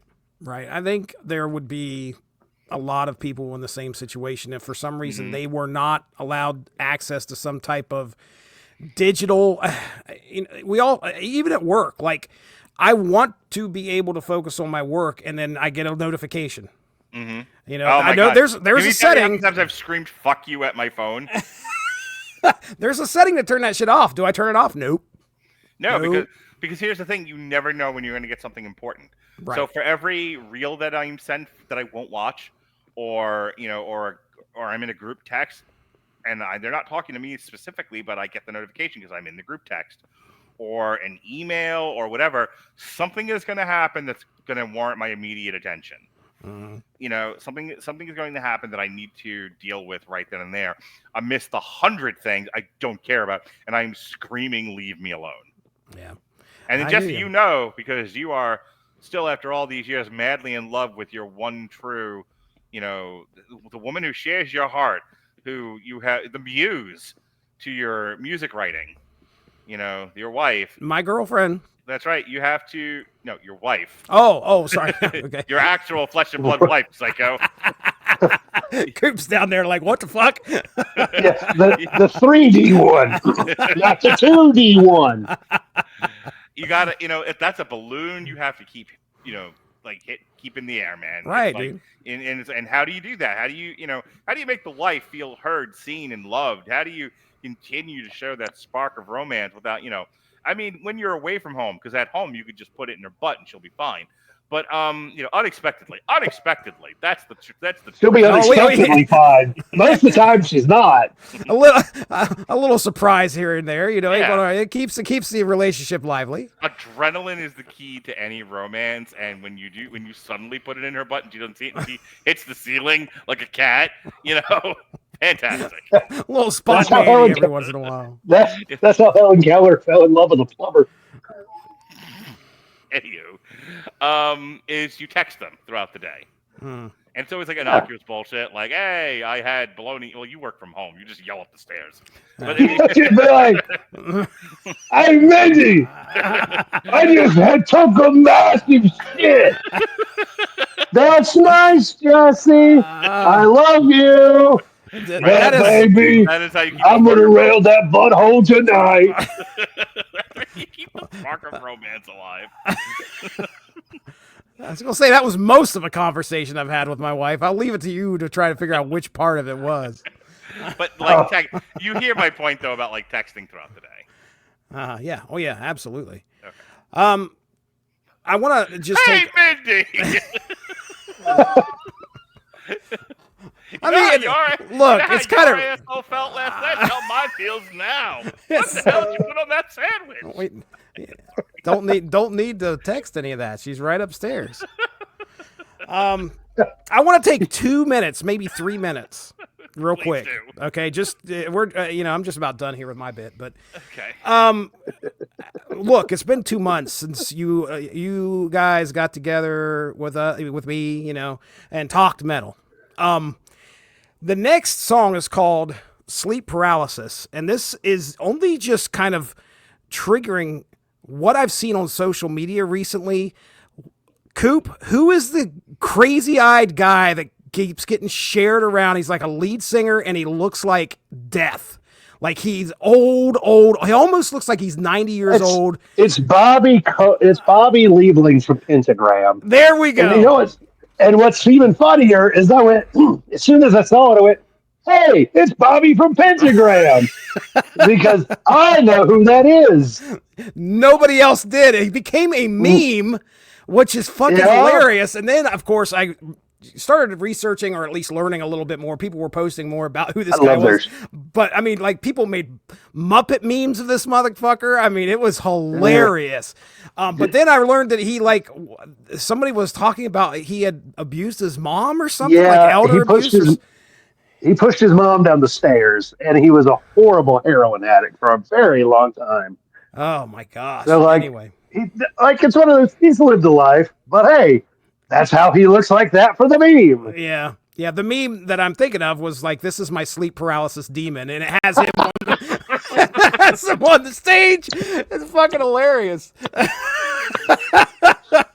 The one I saw was my antidepressant when it gets into my system. All right. So anyway, Anywho, continue. In the meantime, with Ash Costello, like I was talking about earlier, this is a song about feeling broken, isolated, and overwhelmed while trying to survive in a world that demands strength without understanding pain. And then Never Dawn, which finishes us out, which I think, if I remember right, they said they did this for this was for a video game as well, some type of zombie video game. But it's about rising against impossible odds, fueled by vengeance and a survival instinct. So there's a lot of like real visceral themes throughout a lot of these songs. And I think some of them have a really good positive message as well. Like, hey, yes, shit's bad. You've got inner strength. Use it to kind of get past what you're dealing with. So I really, really, I've listened to the album legitimately at least 30 times. Actually, because we were waiting on Mark, I had another time to listen to it one more time before we got on here. It's not my fault. It's only 45 minutes, like, so. Anyway, go ahead. Yeah, no, I was just gonna say. I mean, it might have been a little waiting time, but everything happens for a reason. Mm-hmm. So let's talk about these singles. Never Dawn released on June 15, 2023. It was originally written for the tabletop game expansion Zombicide, which you talked about. There we go. White Death, and recorded before the rest of the album. In the meantime, released on April 18, 2024, featuring Ash Costello, as you talked about, New Year's Day. The following day, the music video filmed in Sweden. He is from Sweden. I like meatballs. I like meatballs. Yes. By director Patrick Elias, was released. Hosting the Shadow, released July 31st, 2024, featuring Randy Blythe of Lamb of God, which is one of my favorite songs on here. Oxygen, released October 2nd, 2024, alongside the album's official announcement. On October 9th, the video was released. It was filmed in Latina, Lazio, Italy, by Danielle Tofani, and it previously directed videos for Tightrope and Swamped. Gravity was accompanied by the video November 30th, and I Wish You Were Dead came out February 13th of 2025. It was filmed January 27th at the San Francisco Church in Capranica, Lazio, Italy. Some chart information here. The highest peak position was the UK R&B albums. OCC was number 4. Second place was the Swiss albums, 14. German albums, 20. Scottish, 23. And kind of goes from there. It debuted in 95. Like, the furthest down it was Belgian albums at, like I said, 95. I like this album a lot. I like it more than my girlfriend did. I can tell you that much. Yeah. That's a low bar, buddy. But these first 3 tracks, Siege, Oxygen, Scarecrow, really, pretty solid. I Wish You Were Dead is probably the best song on here by far. And then Hosting the Shadow with, like, you wouldn't think, Randy Blythe's vocals would match the aesthetic of this album, but he actually complements it really, really well. The harshness of his voice, with, the kind of gothic, surreal type of ambient music that they make was an interesting contrast. So I gave the album, I've listened to it a couple of times, not enough to speak more intelligently about it than that, But I definitely think it's earned its marks as one of the better albums this year so far. Blabbermouth gave it an 8 out of 10. Kerrang! 1, 2, 3, 4 out of 5. Metal Hammer, 4 out of 5. Distorted Sound, 6 out of 10. Rock Hard, 8 out of 10. And Spill Magazine, 4 out of 5. But Jesse, what does the angry metal guy say about all this? Wasn't ready for that bit. We could find out. Let's just see if he has anything to say about it. Angry metal guy, Lacuna Coil. Let's see. Before you tell me about that, if there's anything else I can share. So He did reception. review it. This ought to be fun. Several reviewers highlighted the album's ability to evolve Lacuna Coil's sound while maintaining their signature gothic metal style. Metacritic normalized, which gave it an 82 on 6 reviews, generally favorable. I talked about Kerrang! Said a bold, heavier approach, and described I Wish You Were Dead as a gothic anthem sharp-fanged with irony, which I would agree with. Last paragraph from our good buddy, the angry metal guy. Overall, I can tell you he gave it a 2.5. Which is a mix. This is out of 5, so it's about 50%. But he says, at the end of the day, I can't say I'm disappointed with Sleepless Empire. There was a little chance of it eclipsing Lacuna Coil's landmark records. However, if my instincts are correct about how Lacuna Coil evolves, and I believe that they are, I suspect we're simply witnessing the dying breaths of their current sound. Unfortunately, go ahead. Go ahead. No, finish. Unfortunately, Sleepless Empire isn't the explosive send-off it should have been to once more careen Lacuna Coil head first into new territory.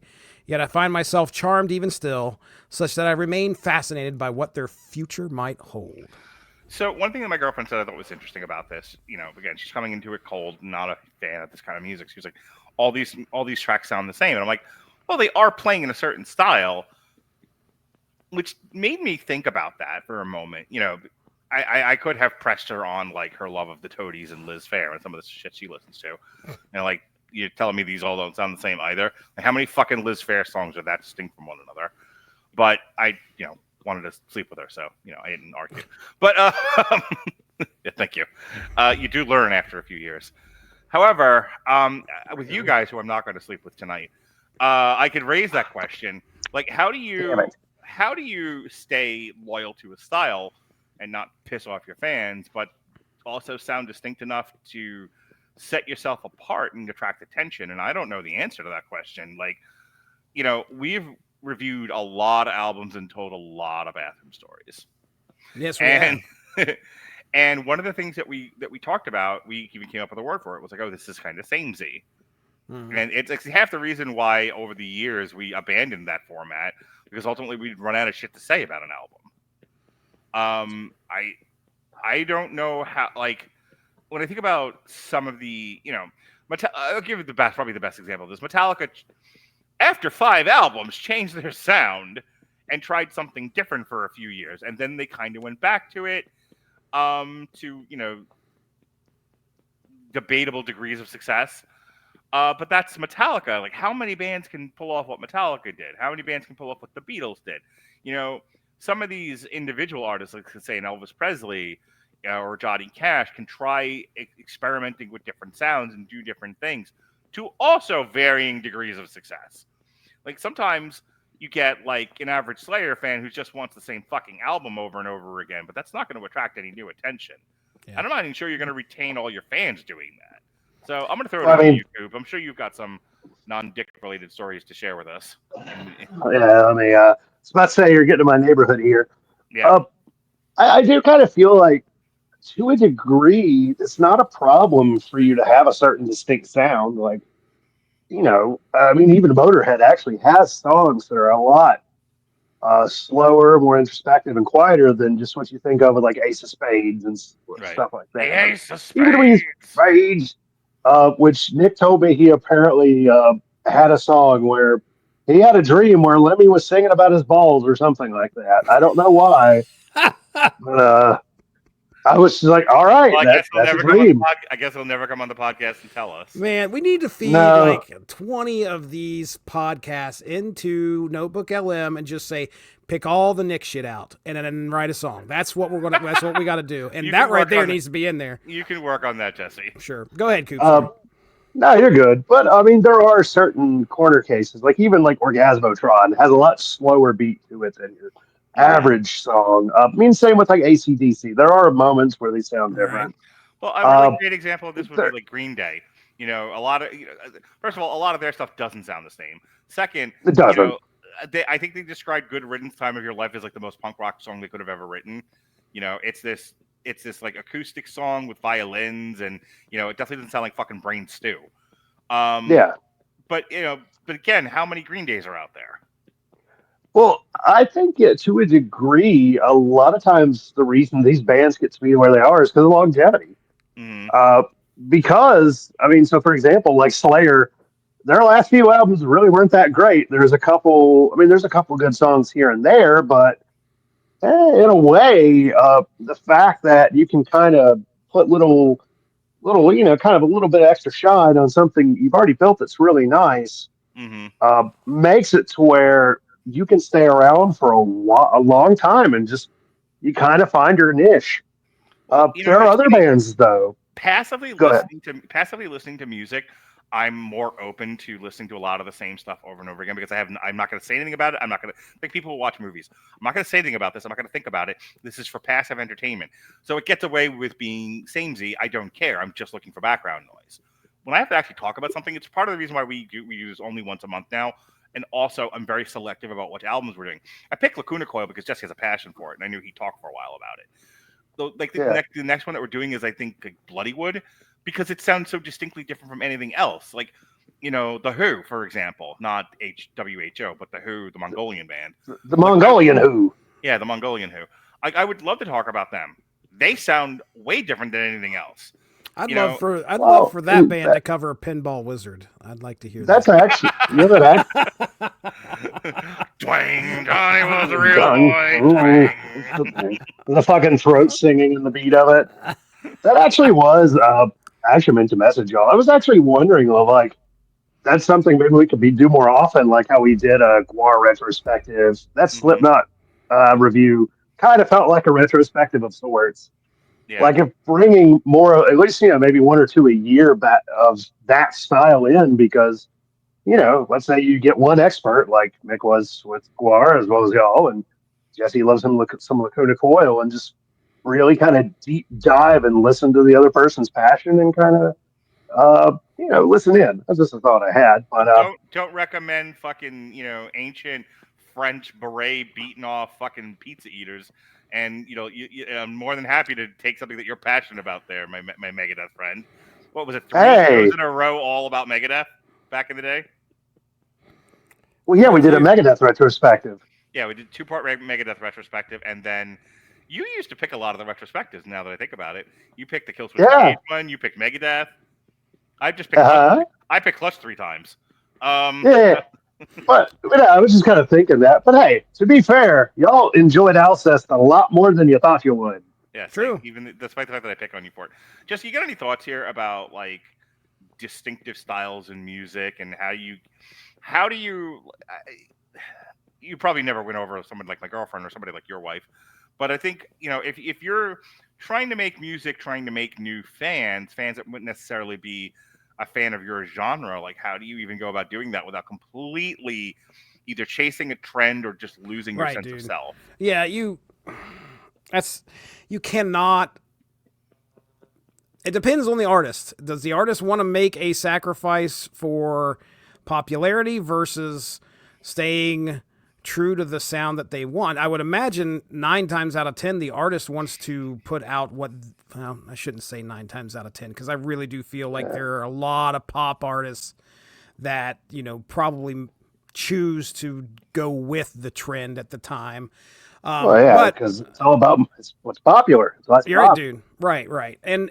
But in this genre, in the metal genre, we're not seeing that because a lot of people, a lot of bands want to stay true to write songs about what they want to write songs about. They aren't just changing things up. However, there have been some definite big swings and misses by some bands, and you guys mentioned Megadeth, and Risk was one of those, if I remember correctly. That's horrible. But I think of Clutch and how their sound evolved. They aren't actually chart-topping band, though, either. I was going to say, like, Clutch is both the best and worst example of what we're talking about. Because Clutch has developed a very dedicated, rabid fan base that will almost accept anything that they do. They would, right. However, have you been to a Clutch show recently? People don't love a lot of Clutch. They love Clutch. Really? But there are elements of Clutch, like there are certain, depending on what year you go and what crowd you gather, because I've seen them where they like everything from Blast Tyrant to about maybe the Blast Tyrant to oh gosh, what was the name of it? The one with X-ray visions. Okay. Psychic Warfare. Like they're okay. Yeah. They're okay with Blast Tyrant to Psychic Warfare for the most part. There's a lot of rock and stuff in there. You go anything after Psychic Warfare, like the more recent stuff, like Sunrise on Slaughter Beach, or if you go pre, with the exception of Elephant Riders, which by the way, so Clutch is coming back around again. I got 3 tickets. I'm taking my kids to Orlando to see Clutch when they come around. Oh, cool. Taking my son and my daughter. I refuse to take any more women to concerts.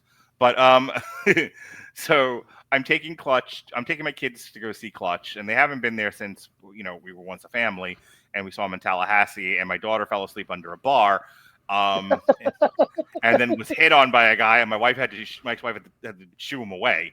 She's like, she's 11. Like, oh God. There was a creep-sized hole in the wall. And then there was my son who was like in the mosh pit just getting bowled over by people who look like me and Jesse. So he's 11. He'll be 11 by this point. She'll be 14. They are sturdier people than they used to be. But I did tell them, I was just like, listen, we're going to be there. We're going to be on the floor. It's going to be fine. I'm not going to push you in the pit, Lily. You can hang in the back. If you're far enough back from the pit, you'll be fine. You won't be jostled too much. You'll be all right. However, if you happen to hear Elephant Riders, run. just to save yourself. Elephant Riders. My God! What was the big one they didn't play for the longest time because they were worried Binge about and Purge, which they Binge played and at Rockville last year. Okay, and it was glorious. I was considering one of my many Terry Funk retirements at the time. Forever and ever. But I would say the exception to most rules when it comes to Clutch is that if you hear Elephant Riders or the Soap Makers, if you fucking hear Soap Makers, put your mouth guard in because you're about to get punched in the face by everyone. Anyway, just to kind of finish up this topic and then we'll move on to the next song. Yeah, it just got me, this album and my girlfriend's comments on it and just my general sort of thing about music had me thinking about how hard it is to be a band now. When I think music was more controlled in like the 60s, 70s, and 80s, pre-internet, and genres weren't quite, every genre of music wasn't quite so saturated. I think you could afford to stand out a little bit more, even though your stuff might have been a little within the box. Now I don't understand how fucking bands make it at all. Right. How do you differentiate yourself, in amongst the noise? Well, not only that, but once you differentiate yourself, how do you even make any fucking money? Well, we're going to talk about that in the next segment. But before we do, I have a video that I'd like to share with you. The band I would like to share with you, Jesse. Can I talk to you, Jesse? Mock. The band I'm going to play for you tonight is Samurai Pizza Cats. I was so excited. I didn't know if that was I'm sorry, I just scared the cat. I didn't know that was a band or just a clip of the show, but I was stoked. Yeah, Samurai Pizza Cats is a German metalcore band formed in 2021 in Castrop Rauxel. The group consists of vocalist Sebastian Fischer, guitarist Daniel something German, drummer Stefan Buchwald, and bassist Stefan Rufer. The music blends elements of metalcore, deathcore, and electronic influences, characterized by powerful guitar riffs and catchy melodies. The band's name is a nod to the 1990s anime, which, of course, I'm sure you know of. Samurai Pizza I own it! Nice. Reflecting their playful and humorous approach to music. In 2023, Samurai Pizza Cast released their debut album, Your Helcom, on September 22nd. The album entered the top 100 of the German album charts, making a significant milestone from the band Your Helcom, featuring collaborations with notable artists including Future Palace, For I Am King, Nico Salic, and the Electric Callboy. The album showcases the band's dynamic range, seemingly integrating aggressive metalcore elements with electronic sounds. Following the album's release, the band embarked on a headlining tour across Germany and Austria in January of 2024, which was almost entirely sold out. Their energetic live performances have garnered them a loyal fan base and critical acclaim with the metalcore scene. In 2024, Samurai Pizza Cats performed the Impericon festivals, further solidifying their presence in European metal scene. The band's discography includes several singles and music videos that have contributed to their growing popularity. Notable tracks include Pizza Homicide, featuring Nico Salic of Electric Callboy and Super Zero, both of which did Electric Callboy play with everybody? Jesus. Both of which have appeared in official music videos that are available on YouTube. Their recent track, Panda Struck, continues to showcase a signature blend of heavy metal instrumentation and electronic elements. Samurai Pizza Cats maintains an active presence on social media, including the Instagram, and Facebook, where they engage with fans, share updates on their music and tours. Their unique fusion of genre combined with a lighthearted, humorous approach distinguishes them within the metalcore community. Well, I have, for your viewing pleasure, a video that I found 10 seconds before the show started tonight. Fantastic. Best way to do it. Absolutely. Preparation H. Speaking of that Lacuna Coil orgy. So this is called Super Zero. All right, you ready, Jesse? Perfect. Yeah, Here let's we go. I'm so ready. Hey, Jesse, remember when we did this?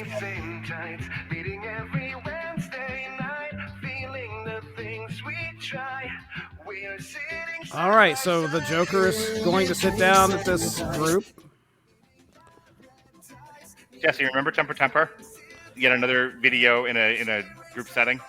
Who Stank? Or was who was it? Oh, Uh-oh. Oh. That's how a lot of my groups go. Yeah. My therapy groups. I thought you were going to say that's how our group chat goes sometimes. That too. Oh my goodness. You know, there was a video I almost chose as mine. Did you know that DDP had a duet with the Zorak from Space Ghost Coast to Coast in 1999? Oh my Fantastic. gosh. That's It was only a minute long, though. I don't feel like it would have given enough bang for the buck.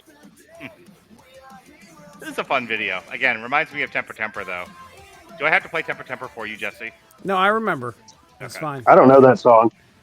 Oh, it's good. It's good shit. We'll that send was it a to Metal you Hammer afterwards. of Doom extra. Yeah, I was too busy being alienated by my ex-girlfriend for my friends. So.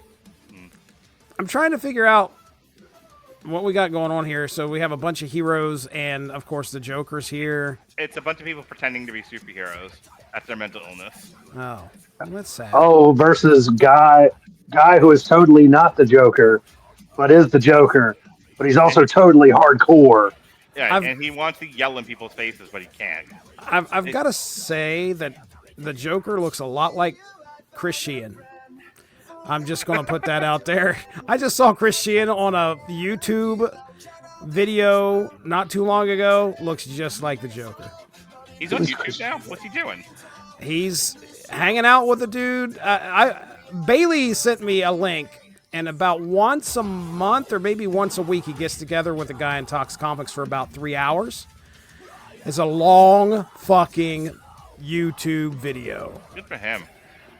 Does he get a lot of views? That's why anytime I talk about my podcast and people are like, oh my God, how many views do you get? I'm like, we don't talk about that. So one of the guys in the group actually has powers. I was going to say, now wait a second here. What a twist. I mean, he has like some powers too. Yeah, I mean, he's like fucking Sentry. he Oh boy. what's he going to do? He's going to shove that hand right up his... Oh, slapped him! No, he was imagining it all. Yeah, it's all in his head too. Yep. Very This clever. is how it feels to work retail, by the way. Yeah, I have to stop myself from screaming "shut up" at people at work. I legitimately on Saturday, I had a customer ask me a question, and I said, "Well, ma'am, it's not my department, but I'll do my best to help you." I started walking with her there, and I pulled my phone out to try and look some info up, and she goes, "I hate when they pull their phone out." I said, "Well, ma'am, I can help you, or I could just not." All right, that was fun. Well. Well, Well, Kyle's mom is a big fat bitch. All right. So Bob is big fat bitch. so we don't have a game tonight. We don't have Jesse doesn't have a bit. So I always throw a message into Jesse. Jesse, do you have a game tonight? And sometimes he's like, I do. And I'm like, all right, well that's it. That's the end of my having to produce this show. This is Jesse's show now. And then Jesse's like, sometimes he just tells me to fuck myself. And he's like, I'm not putting work into this, dickhead. Like, all right. I mean, hey, he did the album portion. He did his part. You did a very good job, Jesse. You're more cute than Mick. I want you to know that. Oh well. I'm still working on the OnlyFans. That's great. I mean, hey, I've thought about it, but then I was like, who wants to see my ugly ass? You fucking never know. There is the hook for every fish. There's Anyway. there's a hook for every fish. Oh no. So I have an article here from Metal Injection, which took me 10 seconds to find. LORDI is Mr. LORDI. Sounds off on the current music industry. Digitalization is the root of all evil. And I refuse to be a part of that, you motherfuckers. I have to be, but in my personal life, I am not. The music industry has changed drastically over the last couple of decades, and LORDI's frontman... See, I find it okay now to just read articles on my podcast because this is apparently how people make videos now. There used to be a time where you put like time and effort and had a perspective, but you could just read an article and go, in your British accent, it's bad, and get a zillion views. I might be a little bitter. I've thought about doing that because I can run my mouth about somebody else's work. Sure. Yeah. Oh, dude. And just read the article online. That's the entire contribution to the art form. Yeah. I watch a guy, his name's the Primogen, and I mean, he's got a shit ton of views. All he does is watch other people's videos, pause it, and talks about it. And then talks to the chat a little bit, and then starts the video back up again. So, yeah, I mean, why not? Yeah, I don't know why I put effort into this anymore. No. Anyway, speaking of No low reason. effort, We don't have to. and LORDI's frontman, Mr. LORDI, is not happy about it. In a recent interview with Metal Covenant, he didn't hold back his frustration with the digital era, calling it the root of all evil. I feel like you're... Wow. I feel like it's a bit of hyperbole. But has he seen the band that he's in? Let's go. like that's the shit we've got to worry about. The root of all evil is digitalization. Well, I was gonna say, let's ignore the Palestinian-Israeli conflict and really talk about the problem in with the world, which is digital music. Yeah. Oh yeah, that's. I mean, really, everybody would have bought that 8 CD set of Lordiversity. Yeah, we would. The Palestine would finally have their own, two-state solution. Well, exactly. They could build houses out of the unsold copies of Lordiversity. There you go. Well, digitalization is the root of all evil, as we know. You started it, it started slowly, but when it hit over the music business, it hit hard. And the music business wasn't ready. And I still feel a grudge against that, he said. If I get angry at something, I will never recover from that. Oh, are you a YouTuber who's mad about Disney, Star Wars, and Marvel? Fuck, I have a tick now. I will never forgive. I mean, there are so many levels on that shit. I might be a little bitter. His biggest issue, the impact of streaming and digital platforms on artists. I think that the whole streaming of music, the whole not paying the artists that are there, the whole downfall of physical albums, all of that, it's just because of fucking digitalization and the internet, and then later on social media, he continued. Let me stop there. And say in a British accent, it's bad. It's bad. No. I'm done. I swear to God, I'm done. No, I'm not. It's a lie. But let me comment on that. First of all, they do get paid. They don't get paid a lot. I think it's like a penny a stream. If it's less than Dude, a penny. I watched a video a couple months back. It's 0.0029 cents for a Spotify play. They do get paid though. Yes, You do get paid, and you got to have a lot of plays. Weird Al made $9 last year off Spotify. He got a sandwich, if I remember correctly. He's like, "Thank you for that sandwich." Okay, so I'm not going to go crazy and be like, they get paid. Go fuck these people. But I mean, how many streams did that need to be to get him his $9? I mean, if it's Weird Al, I'm sure it's in the millions. I think I did the math on a few songs, and in order for it to be a respectable turnaround, it's just using the decimals. I think you've got to have it in the 100,000s. Mm-hmm. He made way more than $9. I know he was just joking about the sandwich and all that because I guarantee you, I put $9 in that man's pocket last year, just me myself. That's the thing. Like, do you know how many times I listened to this one Lacuna Coil album in the last 24 hours? A lot. Right. Sorry, this is where the capitalist in me is going to come out. And I know that Robert's like a hardcore communist, but hear me out. You're getting paid. And if you're really popular and your music is reaching people and they want to listen to it on repeat, you're going to get paid a lot. And here's the other thing I'm going to tell you. People want to use digital music. People want to do Apple Music and Spotify and Pandora. Dude, some people only want to do Pandora. Have you seen these people? Their whole like connection to music is internet radio. So my thing is, this guy's bitching about, oh my God, with the loss of physical media. That's the way the market went, and the market has not looked back. People who want to buy physical media buy physical media. It does exist. You can buy it. The majority just doesn't. The only people that do are either people with like an agenda or people or like fucking hipsters that always run up the down staircase. I get a little tired of the argument of, technology ruined things. You talk to all those poor fucking transcribers that lost their jobs when the printing press got invented. Like, get over yourself. All right, off my soapbox. Look, I'm sorry, but technologies, once that genie is unleashed from the bottle. I was going to say, if you start, like, defending it, Mr. fucking AI. No, there's no way. There's no way. I mean, the thing is I understand the struggles. I understand being upset, but you can't put it back in. Once it's out, it is out. And he's talking about how last night, as a matter of fact. Yeah. She's like, put it back in, please. And you thought she was talking about something else. She was talking about your pants. But anyway, when I can remember in 2001, I had finally gotten my own computer from Walmart. Mm-hmm. I had finally gotten internet. It wasn't cable internet. It wasn't anything like that. But sure enough, I was able to download that Disturbed album. And this was a few years after Napster and all that great stuff, all that crazy, controversial stuff that supposedly happened. But it did not stop. And now here I'm at a point in my life where I can afford a streaming service and listen to just about any album that I want. So I legally am listening to it. Back then I certainly wasn't, but I am now. And I'm paying artists by using that streaming service. They successfully set something up to where I am enticed enough to pay these people. Granted, it might be a small amount. Depends on how much I use Spotify.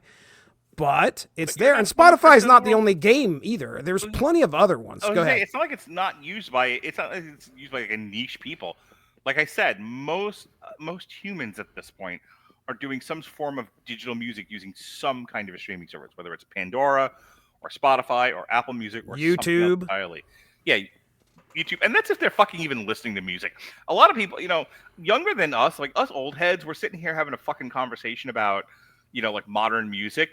I pull my kids in here. I'm like, what do you listen to music from? And they're going to tell me fucking TikTok. If it ain't on TikTok, they ain't never heard of it. Right. This is why there's so many fucking channels now of, random group of black kids listen to Black Sabbath for the first time. You know, and like the whole reason they're listening to it is to make content for YouTube. All right, I'm going to shut up and I'm going to shut Jesse up because Robert looks like if he doesn't weigh in here with the opposing argument, he's going to throw poop at us from North Carolina. I mean, I was actually rolling my eyes at just how there's a lot of songs now that get really big off of TikTok. Yeah. And the main goal of the pop music genre in a lot of ways is to make a 15-second bit. That's all you need, and then the rest of the song kind of just exists around it. Yep. I mean, I do. It's one of those things. I don't think that digital music is the root of the problem necessarily. I believe it's the fact that you have these companies that, I mean, I don't know how much they make off per stream, for example. I don't know how much they're going to be making versus how much they give the artist. I don't know that. Uh, but I do believe a lot of ways it's just art becoming just less and less of a commodity that they're making people. There is an argument to saying that art is now devalued. Yeah, and more so every day. I mean, and it's something that, which I know we have fun with AI, and I don't believe that, which I don't do much AI stuff myself, but it's something that I read. It was a good point. Excuse me, Dave. I love you. I have to say to my cat every time I move him. But it was talking about how, in a lot of ways, AI is a rich man's way to be able to get artistic service without needing the artist itself, thereby taking away the artist's ability to become that very same level of richness, if you will. It's taking away just ways to make revenue, sadly. Uh, and I feel like the digitalization part, it's a very similar conversation that I was having with Nick about the NIL deal that they have with college sports now. It's not the root of the problem. It's just the way that everything's split is skewed so high to the top, which is my problem with a lot of things right now. Okay, but again, I say if people didn't want it, you wouldn't have it.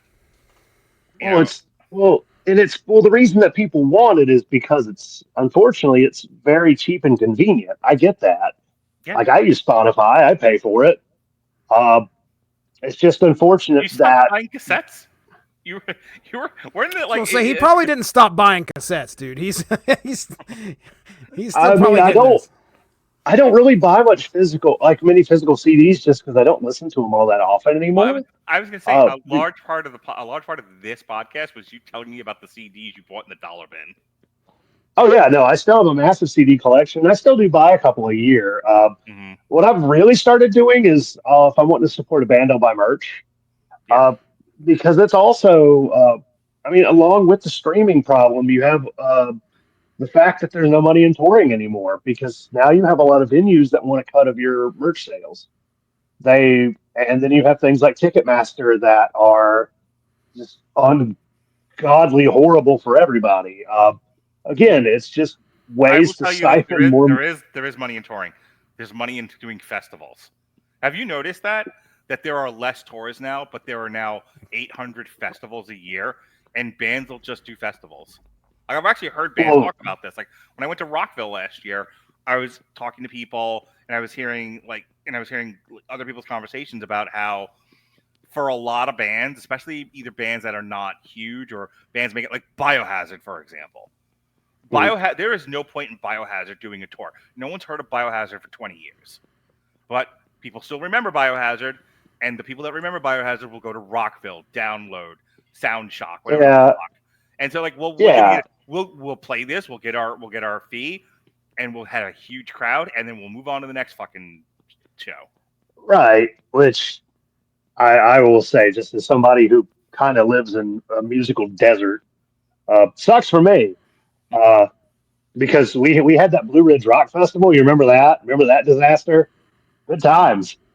That was so bad. When I went to Rockville last year, they were advertising like 5 other festivals.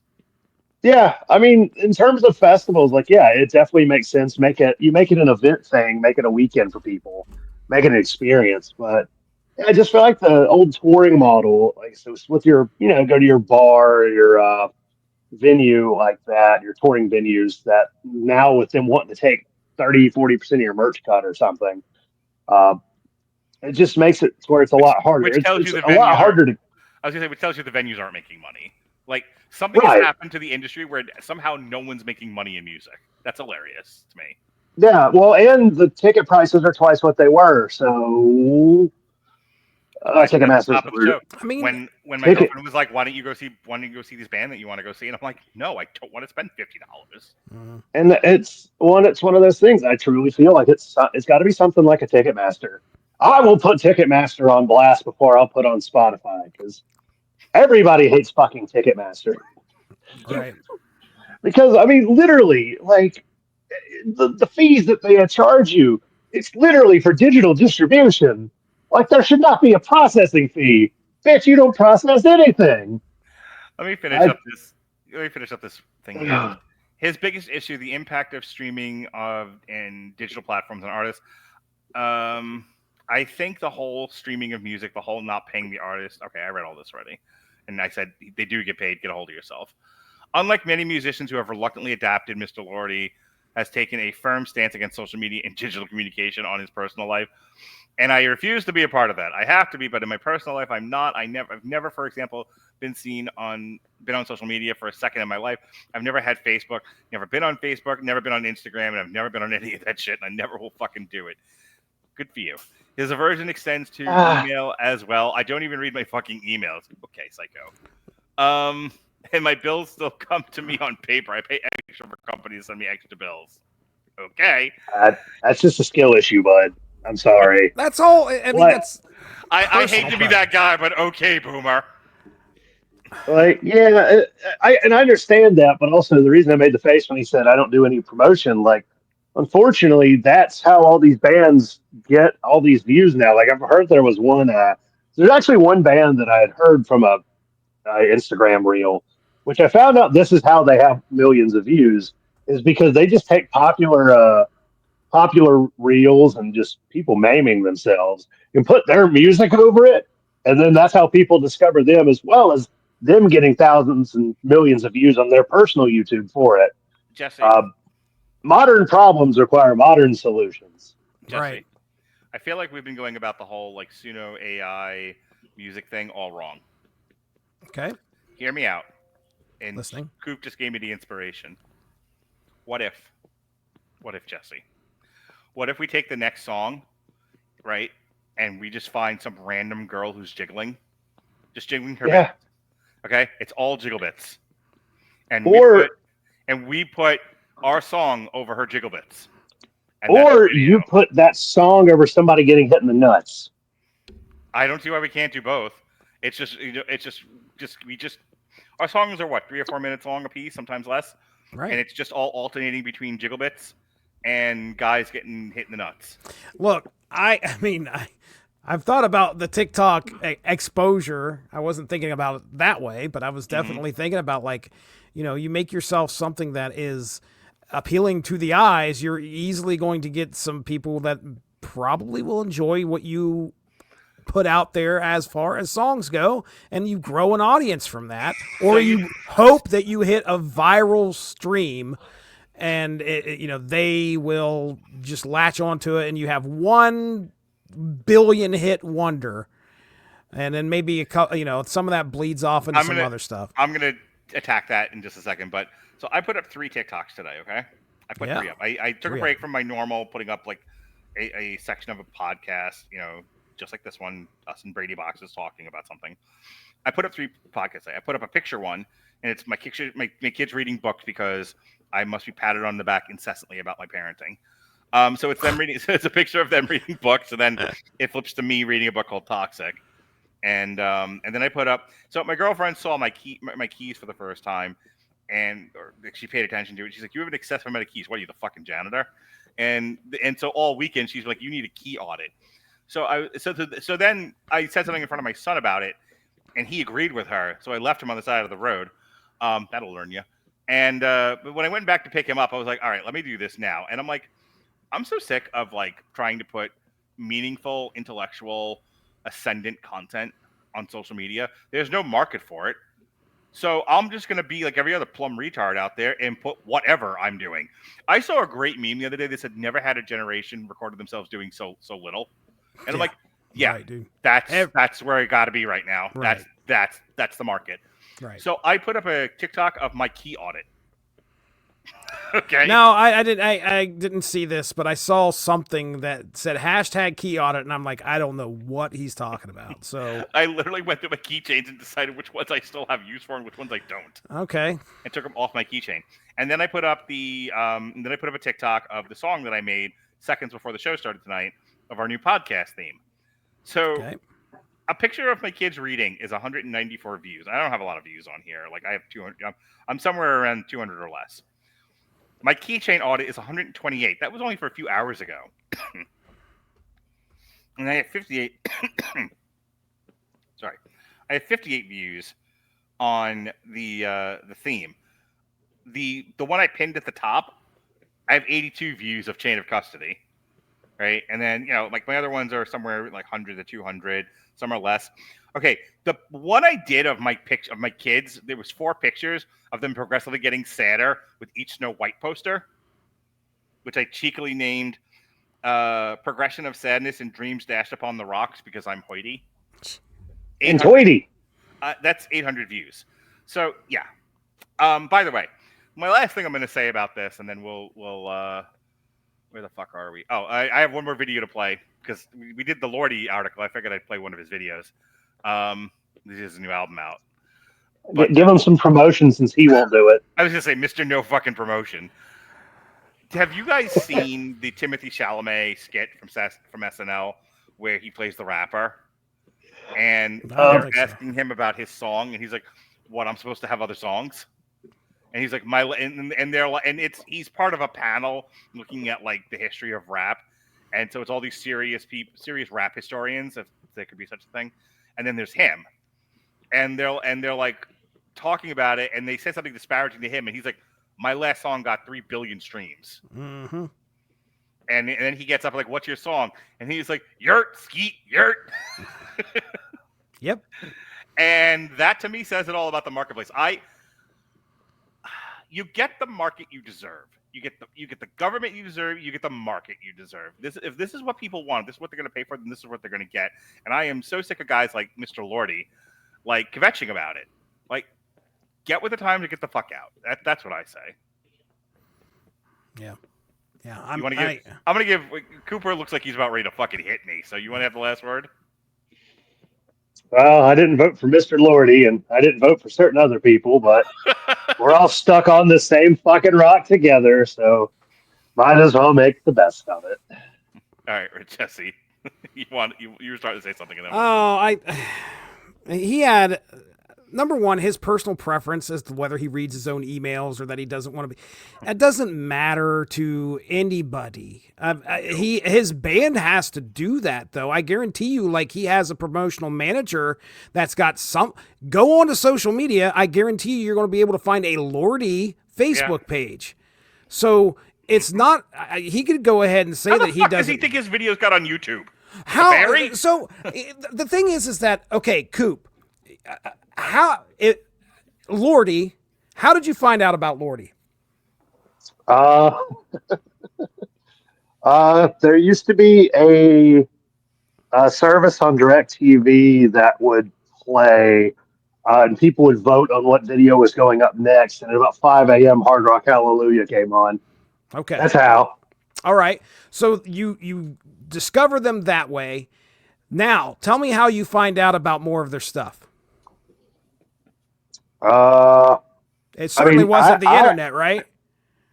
I mean, I actively have to dig. I actively look up what new albums are coming out. So on the internet? On what, Coop? On what? Oh! You see, I actually not send the out Sears my catalog. bird. Yeah. Oh, I send out a carrier pigeon. I on the fucking internet. You know how I discovered new music? The service merchandise catalog. I flipped through the pages. There it is. Yeah. Yeah. There's no way that us three would be sitting here talking about LORDI if it wasn't for the fact that digitalization exists. Can I say we wouldn't be sitting here talking at all? Well, yeah. I mean, really. Is, right? This whole fucking concept that we've got going here right. is the lowest barrier to entry being blown away into the medium of talk radio. Yeah. Yeah, I mean, digitalization. I understand that when you bring that into the market, now you have the option to listen to so many different bands from so many different places because you have the access of the internet at your fingertips. I have a fucking album. I have an album on fucking SoundCloud because of digitalization. All right. I'm sorry. That's the way the market went. Imagine if we didn't have that. Imagine if back when Lars and the whole Napster thing hit and they really clamped down and somehow was able to stop MP3s and CDs from getting copied. Okay. What would happen? LORDI wouldn't exist, or at least they would be they'd have a fraction of the audience that they have right now. I guarantee it. Here, I'll draw a parallel to you, and then I'm moving us on.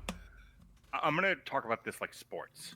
When you think about the amount of guys that play high school sports, and how many of them get selected to go to college, right? Yeah. Look at this fucking March Madness tournament that's going on right now. That's got everybody all hot and bothered.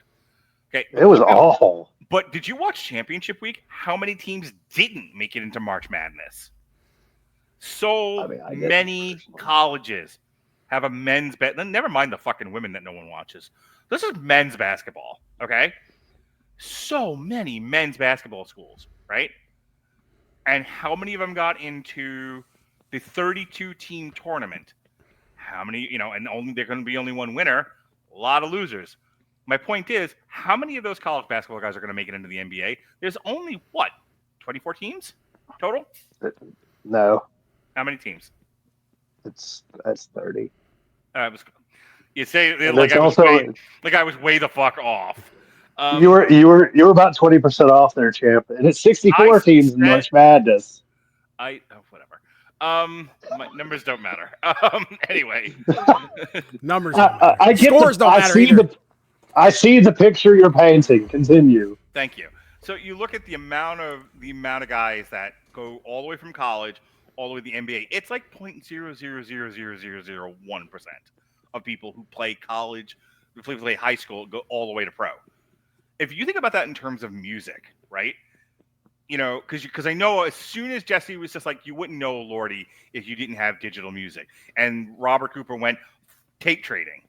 How many guys, a part of the tape trading circuit back when Metallica was doing that, when Lars was trading tapes with people, made it to mainstream heavy metal?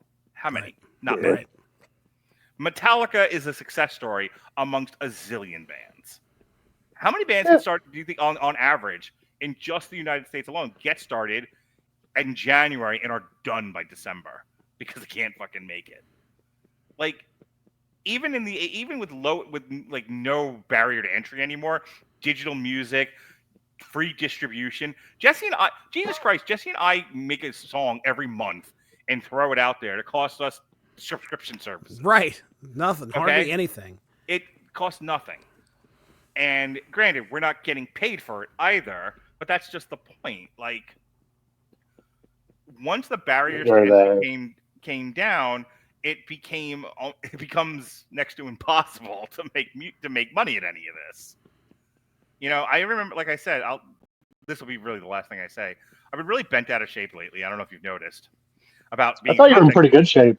About being a content creator, because I started this in fucking 2006 when podcasting was brand new. Mm-hmm. And I got laughed 1,000 times over by people who put out the dumbest content ever. And I had to take a step back and go, that's what the marketplace wants. You want to do smart stuff? No one, maybe you find an audience that likes smart stuff, but it's not going to be enough to pay the bills. However, you want to join virtual lynch mobs and put out dumb shit that people can can easily relate to. There's a billion of them out there. You can make a living at it, but you're also right. Yeah. I can't tell you how many. This past week with Snow White really put me over the edge, because I can't tell you how many videos I saw of people I'd never even heard of, not my normal content creators that I follow. I mean, a zillion other ones, all putting out videos about Snow White. To the point where I had to make fun of them on Damn You Hollywood, and then Robert was like, "But the marketplace." I'm like, "Yes, the marketplace is full of stupid." It's because people, what did George Carlin say? Think of the average person, remember half of them on the other side of the curve. All right, let's get into our last video here, and then we can start to close out. That's a fun topic. God, we really have been doing this shit forever, haven't we? Oh my god, I have been doing this shit forever. You've been doing it a little less than forever. Almost my entire adult life. Yeah. That's sad shit. Ain't it? And I haven't seen. We haven't made shit. All right, at least we made memories. Years from now, when my kids are both content creators, they're going to be like, "We've been doing this since our birth because our dad's a psycho." Come on, kids, we're gonna put up another TikTok. No, father, no. I want to live a private life. I mean, me and Jonas became best friends over the internet, just like at a random moment once. It was great. Yes, you pervert. All right, so this is LORDI, Hellizabeth. That's from their new album. Here we go. So here's another prime example. Yeah. Of digitalization. You know, MTV doesn't exist anymore. This is the only way we are able to take in videos. Yeah. And this video wouldn't be getting played on MTV, I don't think, if that was something that they did anymore. Or it would be played at like 1 o'clock in the morning. Not unless their agent paid MTV to put them in high rotation. Yeah. Ricky Rackman had a list of things he had to play on Headbangers Ball, and maybe got to pick 1 or 2 videos. Oh, really? Wow. Yeah. Interesting. Did you know Ricky Rackman does not live far from me? He is a NASCAR fan, if I remember correctly, or a big racing fan, because I used to listen to him show up on a podcast that was NASCAR related every once in a while. I hope they called it the left turn. All right, so here we have LORDI in a house. Yeah, they're getting ready to play Pong or something. Oh no, this is okay. They're actually they're ghost hunting. Oh boy. Are they gonna find all the women I talked to on the internet? I mean, they're all in this house. Oh, those poor men. I feel so bad for them right now. Just don't let Coop know we're here. Yeah. No, trust me. I think it's better for all of us.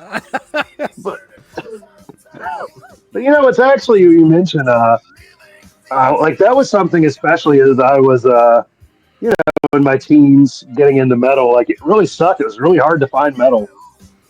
What was interesting is you mentioned Uranium on Fuse.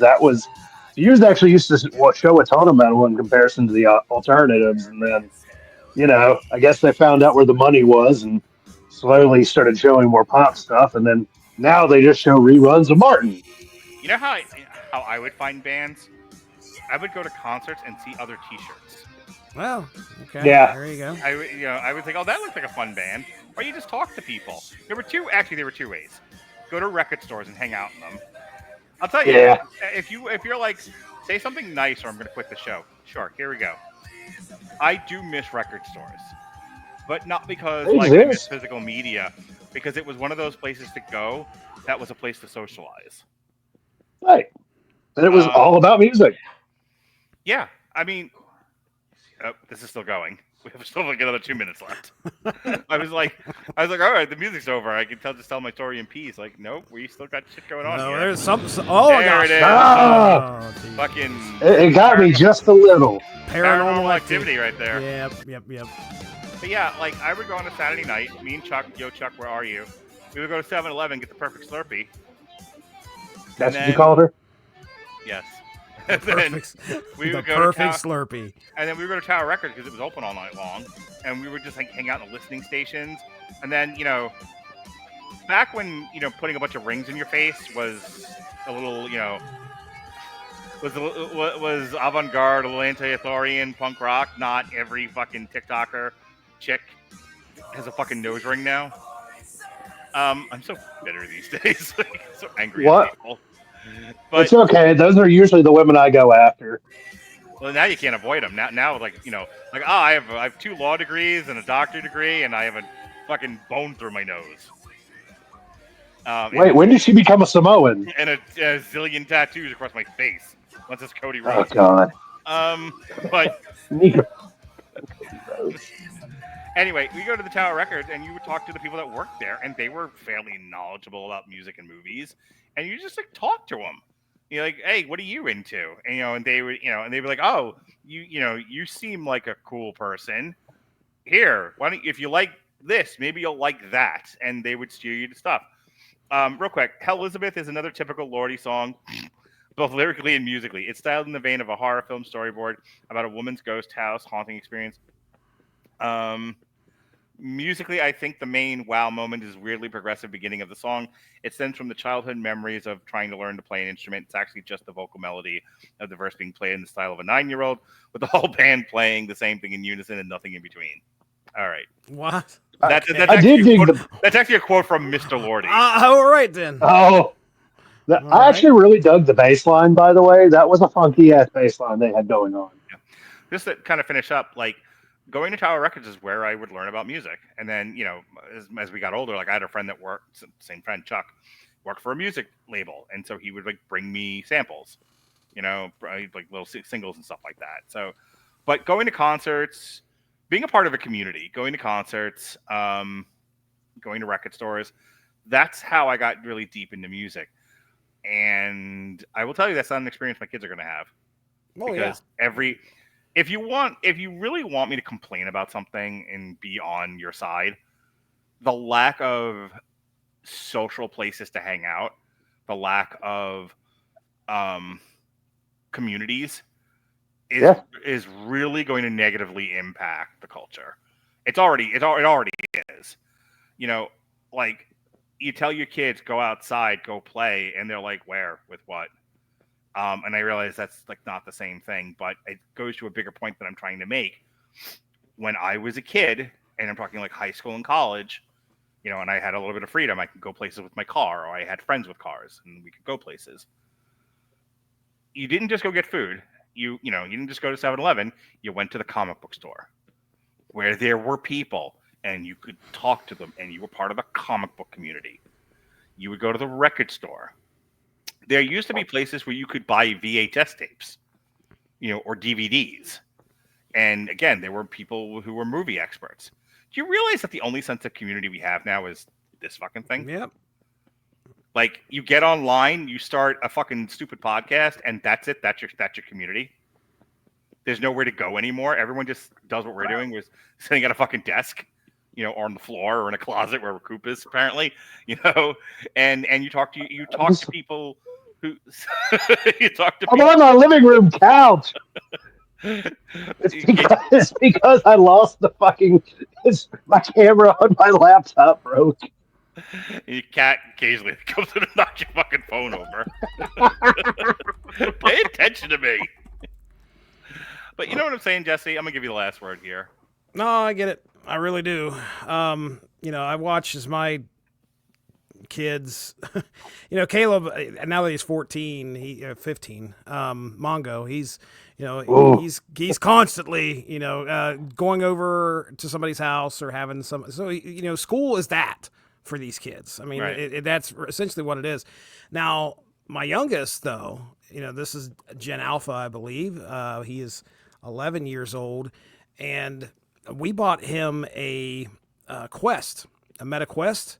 Yeah. And he is on that every single day, interacting with people. And then he has a couple buddies up the road that he knows from school that come down to the house and knock on the door.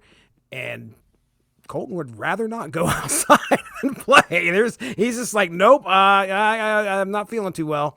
And then he just getting the kids to playing. He is not going outside to play. But I mean, he's gone out there plenty of times before, but you could just tell that he would rather spend his time in a digital world. And, there's a community there. He builds his own stuff. People come in and they all have fun on whatever he's building in that community, and that's just the way it is. And I wonder what relationships and friends are going to be like for him, in 3 or 4 years as he grows. Is he going to? I think school has that opportunity to get those interpersonal relationships. So hopefully it's not all lost, but it's one of the last places you can go where there's people. Yeah, yeah. I mean, and yeah, you got to go there. I guarantee you the kid wouldn't go if they had the opportunity. If they could attend school through fucking VR, holy shit.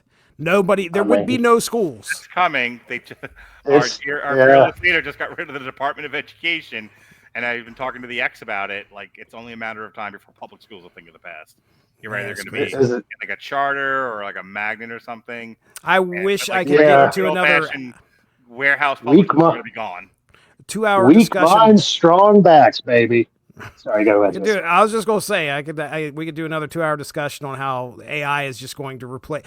There will be no reason to have education if AI continues the way at the pace that it is. So really, what these kids are learning right now, I'm serious. There's no fucking way that they're going to even be able to contribute to society I because saw a stat on Facebook that said within the next, I think it was Bill Gates who said it. Like, if you want me to if you want me to find the source, I don't do it Jason Teasley and just pull something I pulled off of, myfatassblog.net. um, and if you want me to find the source, I think I saw Bill Gates said within 10 years, AI will have replaced 41% of jobs. yeah. And Yeah. I laughed my ass off. It's going a little bit faster than you actually think. It's probably going faster than what Bill Gates thinks. It's my opinion, but because there is some crazy shit that it could do right now. There's a lot of jobs that are. I'm done talking. Coop, you got tickled there for a second. Was there something that I said that was funny? I just noticed that your name changed on the. Starchy cream puff Yeah, strikes again. I did actually have just a real quick random story of that happened yesterday. I was yucking it up with some customers, and we got to talking about music. And she's like, "Oh, there's this band I really liked. It ended up being Arion." Oh, She was really? like, yeah." She's like, "Their stuff is so interesting." I'm like, "Oh, well, if you like them." I was like, "You a big Blind Guardian fan?" She's like, "Yeah, they're pretty good." I turned her on to this band I'm a fan of called Judicator. That just had a new album come out, and she's like, "Cool, there's my listening for the rest of the week." So just come to my store and talk music with me for 8 hours a week. It'll be fine. Well, folks, this has been a depressing episode of the Metal Jukebox. A depressing or a depressive? Yeah, actually, I enjoyed the conversation tonight. It's just like I smiled, I joked, I like talking to you guys, but you can't help but feel like this. A lot of the stuff we talked about tonight, like as much as I'm like, get the fuck over it, is also, anyway. Don't worry, that money will keep funneling up, and they'll trickle it back down to us. Just you wait. Oh, trickle down Okay, economics. comrade. Speaking of which, tomorrow on Damn You Hollywood, myself and Robert Winfrey, thank God no one's coming on the show with us. We're talking A Working Man, starring Jason Statham. Great movie.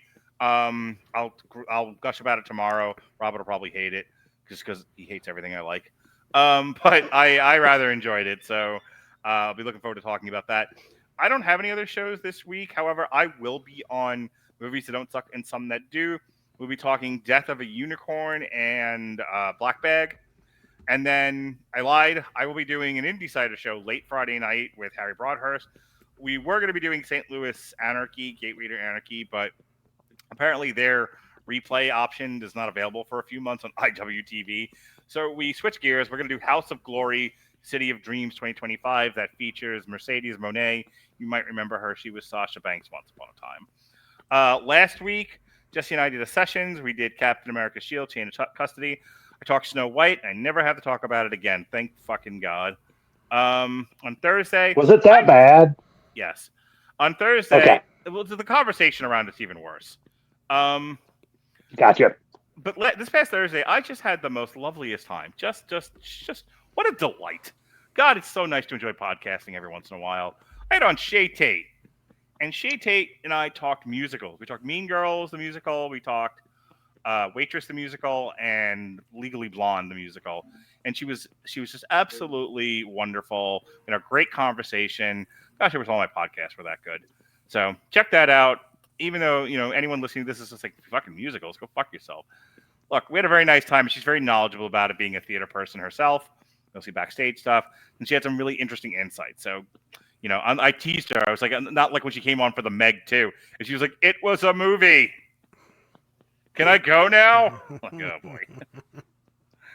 That's what I got going on. Coop, you don't do nothing, do you?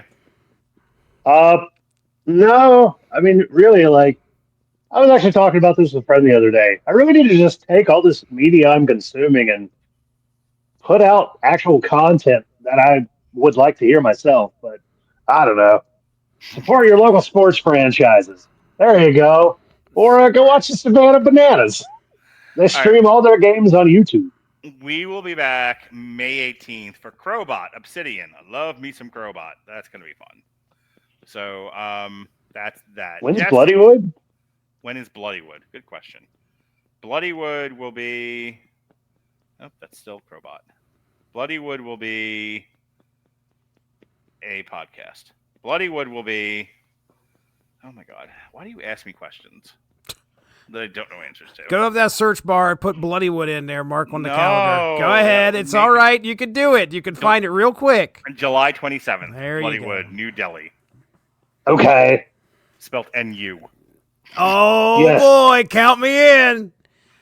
It's going to be good shit. All right, Jesse, show us where you pissed from. Oh, my goodness. Mark Radulich. So tomorrow, myself and Mark Radulich are going to be talking She-Hulk, the 2004 iteration 7 through 12, issues 7 through 12. We got some more. We got the TVA, I think, is going to be involved in this one, if I remember correctly. Mm-hmm. This is the back half of that 2004 series. So we had a good time discussing that. Courtroom drama, time variance authority, She-Hulk, really good stuff. So tune in and check that out. Also, I think it was that back half. Maybe I'm thinking of the next volume. But either way, I think the Titania stuff is happening in this one. I can't remember, Mark. I'm going to have to listen to the podcast episode myself to figure out what the hell happened. Maybe if they went up closer to when we record them, not 8 months later. I will be my own listener. Like, I'll have one view, one listen, and I'll be like, who is that? Oh, that was me. Okay. You're your own biggest fan, champ. Right now, if you're listening to the unspoken issues that I've been dropping here, I've dropped 4 episodes, I think, 3 or 4 episodes. I just randomly got onto the Rafferty saga, and nobody in the world has any idea who the hell Rafferty is, which is hilarious.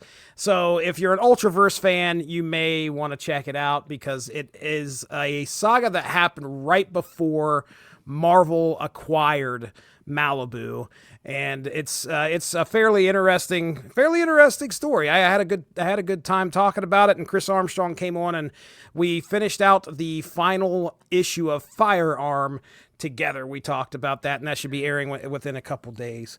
And I think Marvel Snap Material, the podcast about Marvel Snap, should be airing probably within the next week or so. I think me and Evan are getting ready to record here on Tuesday. So you never did anything with the footage of you and my son from last summer. I thought I did. We recorded that. And then I never saw you put up anything. It's not out there? I'll have to double check and make sure because I could have swore I uploaded that. I know I have it, so I'll have to... I cut part of it for TikTok, but that's the only thing I remember seeing. Yeah, I'll have to take a look and see if... I know I've still got it. There might have been something where I didn't do that, and I think I did the same thing. Might have done the same thing with one of Evan's, too, where I still have it and haven't fucking put it up. But...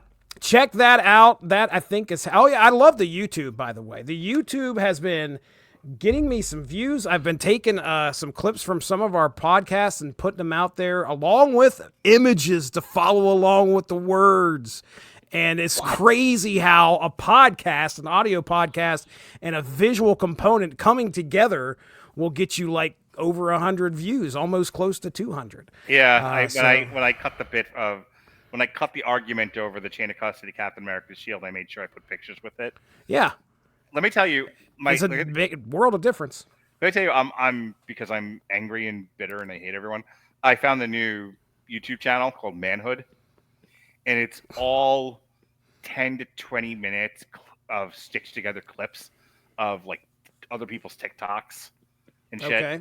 And there's some narrative bridging between each clip about how terrible women are and how, like, guys don't need them.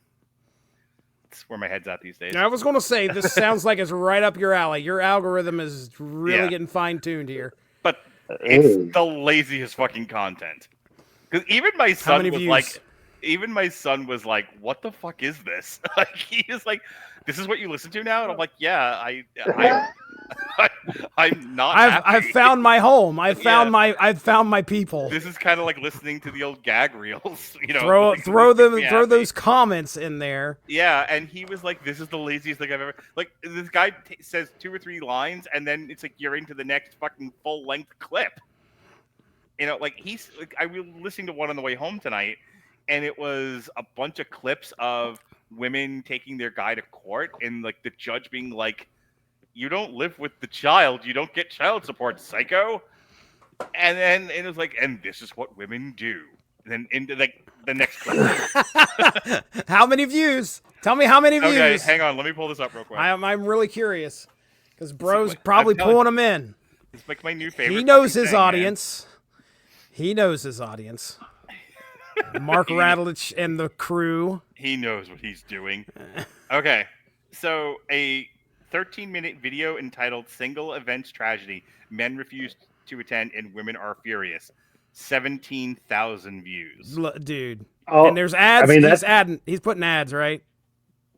Modern women are panicking as men keep avoiding them in public. What the fuck? Oh, I bet there is a nice little thumbnail with Oh that one. God, this sounds like engagement bait. This is at 52,000 views.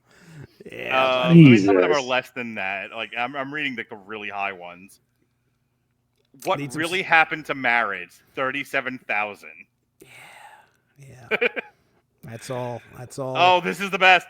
Modern women are shocked even good guys are rejecting them. 228,000 views. Please, can you just click on one and read the top comment of that one? That one would be great. Please. Okay, hang on. The top comment. I want to commiserate with this guy. I'm sure he's got such a sad why am I fucking doing story. it this way? Hang on. This Scott's, is Are you gonna share your yeah, screen? you can show us. Yes. film is a visual medium, people. I want to see. Okay, hang on. I want to see. Call me Because Show us where he pisses from. Everyone, shut the fuck up. All right. yeah, you can't. Yes, do that. Daddy. Not in the middle of a stream. You can't just all be quiet. That's not possible. I mean, That's why I'm here. On some podcasts where they're either too afraid to talk over each other or they're not like the world's best, Oh, here we go, Coop. Look at this. Look at this at content. Oh my Yellow font with some white underneath. They fear us. This guy has his shit down perfect. Man, Men have it how many? easy. 158,000 subscribers. Yep. 807 videos. Oh, Welcome man. to manhood. That's it. That's the whole fucking channel detail. How many of these thumbnails have men at all? They're all women. All right, let's go to video. They're all women because crying and that's they're the upset point. and mad. These are some great fucking titles. They fear us. Oh God. And he's got 158,000 subscribers. This caught me acting looks like porno I watched. I was gonna say I could What have is he doing swore not to do to her? caught in the act. All right, you wanted me to go down to the 228,000 one? Yes, I want to see some comments here. Okay, let me see if I can find it. Let's see Hey, if this one. I didn't know I was being recorded. 13 minutes, 18 seconds. And so that's the quote. These quotes are not the same as like the titles of the video. I was going to say all men need to see this. Ex-wife didn't expect dad to come to court. Okay. Okay, so all men Prepared. need to see this. Ex-wife didn't expect dad to come to court prepared. That's what that is. Oh, this is going to Okay. be a lot of. The first comment from 4 weeks ago. 47-year-old former trophy wife is shocked that life is hard. Young, beautiful women enjoy life on easy mode until they hit the wall. Lol. 24 years and my wife filed for divorce. I loved and adored her the whole time. I was proud of her and supported her as she got her nursing degree. Dude, third comment. Oh, okay. Hang on. 3,700 a month and not spending any of it on her kids. What the fuck? Yeah, listen to That girl's one getting earlier. $3,700 in. Oh, dude, have you not heard the horror stories about like the stuff I'm listening to wonder now? what that Like the guy tide seems does. to be changing, but like I've heard some like fucking guys like are committing like suicide because they can't afford what comes out of their divorce. Jeez. Look, if Tom Brady can't keep a wife, I have zero hopes for us mere mortals. Yeah. All right. Well, that's sad, Mark. I mean, That was Oh God.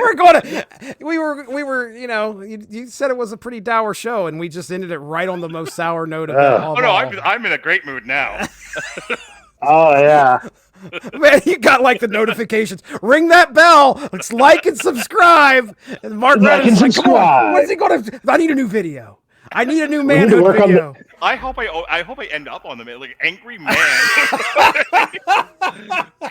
Angry man fucking makes fun of this channel. Now dudes are wanting to be on that channel. It's a fucked up world we live in. I have stories.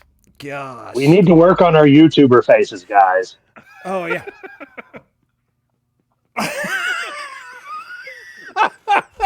Podcast is shocked as people continue to download music.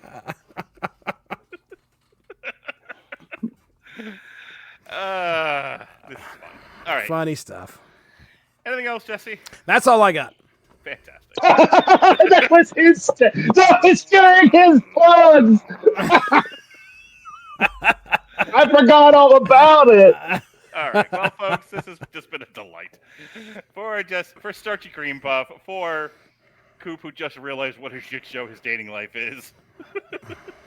My dating life is not that bad compared to some of these fucks. There's your fucking content, by the way. 3 to 5 minute videos of you just telling people about your dates. All right, and I'm now have to upload all this shit and compete with guys reading articles about Snow White on the internet. Be well. Be safe. Behave.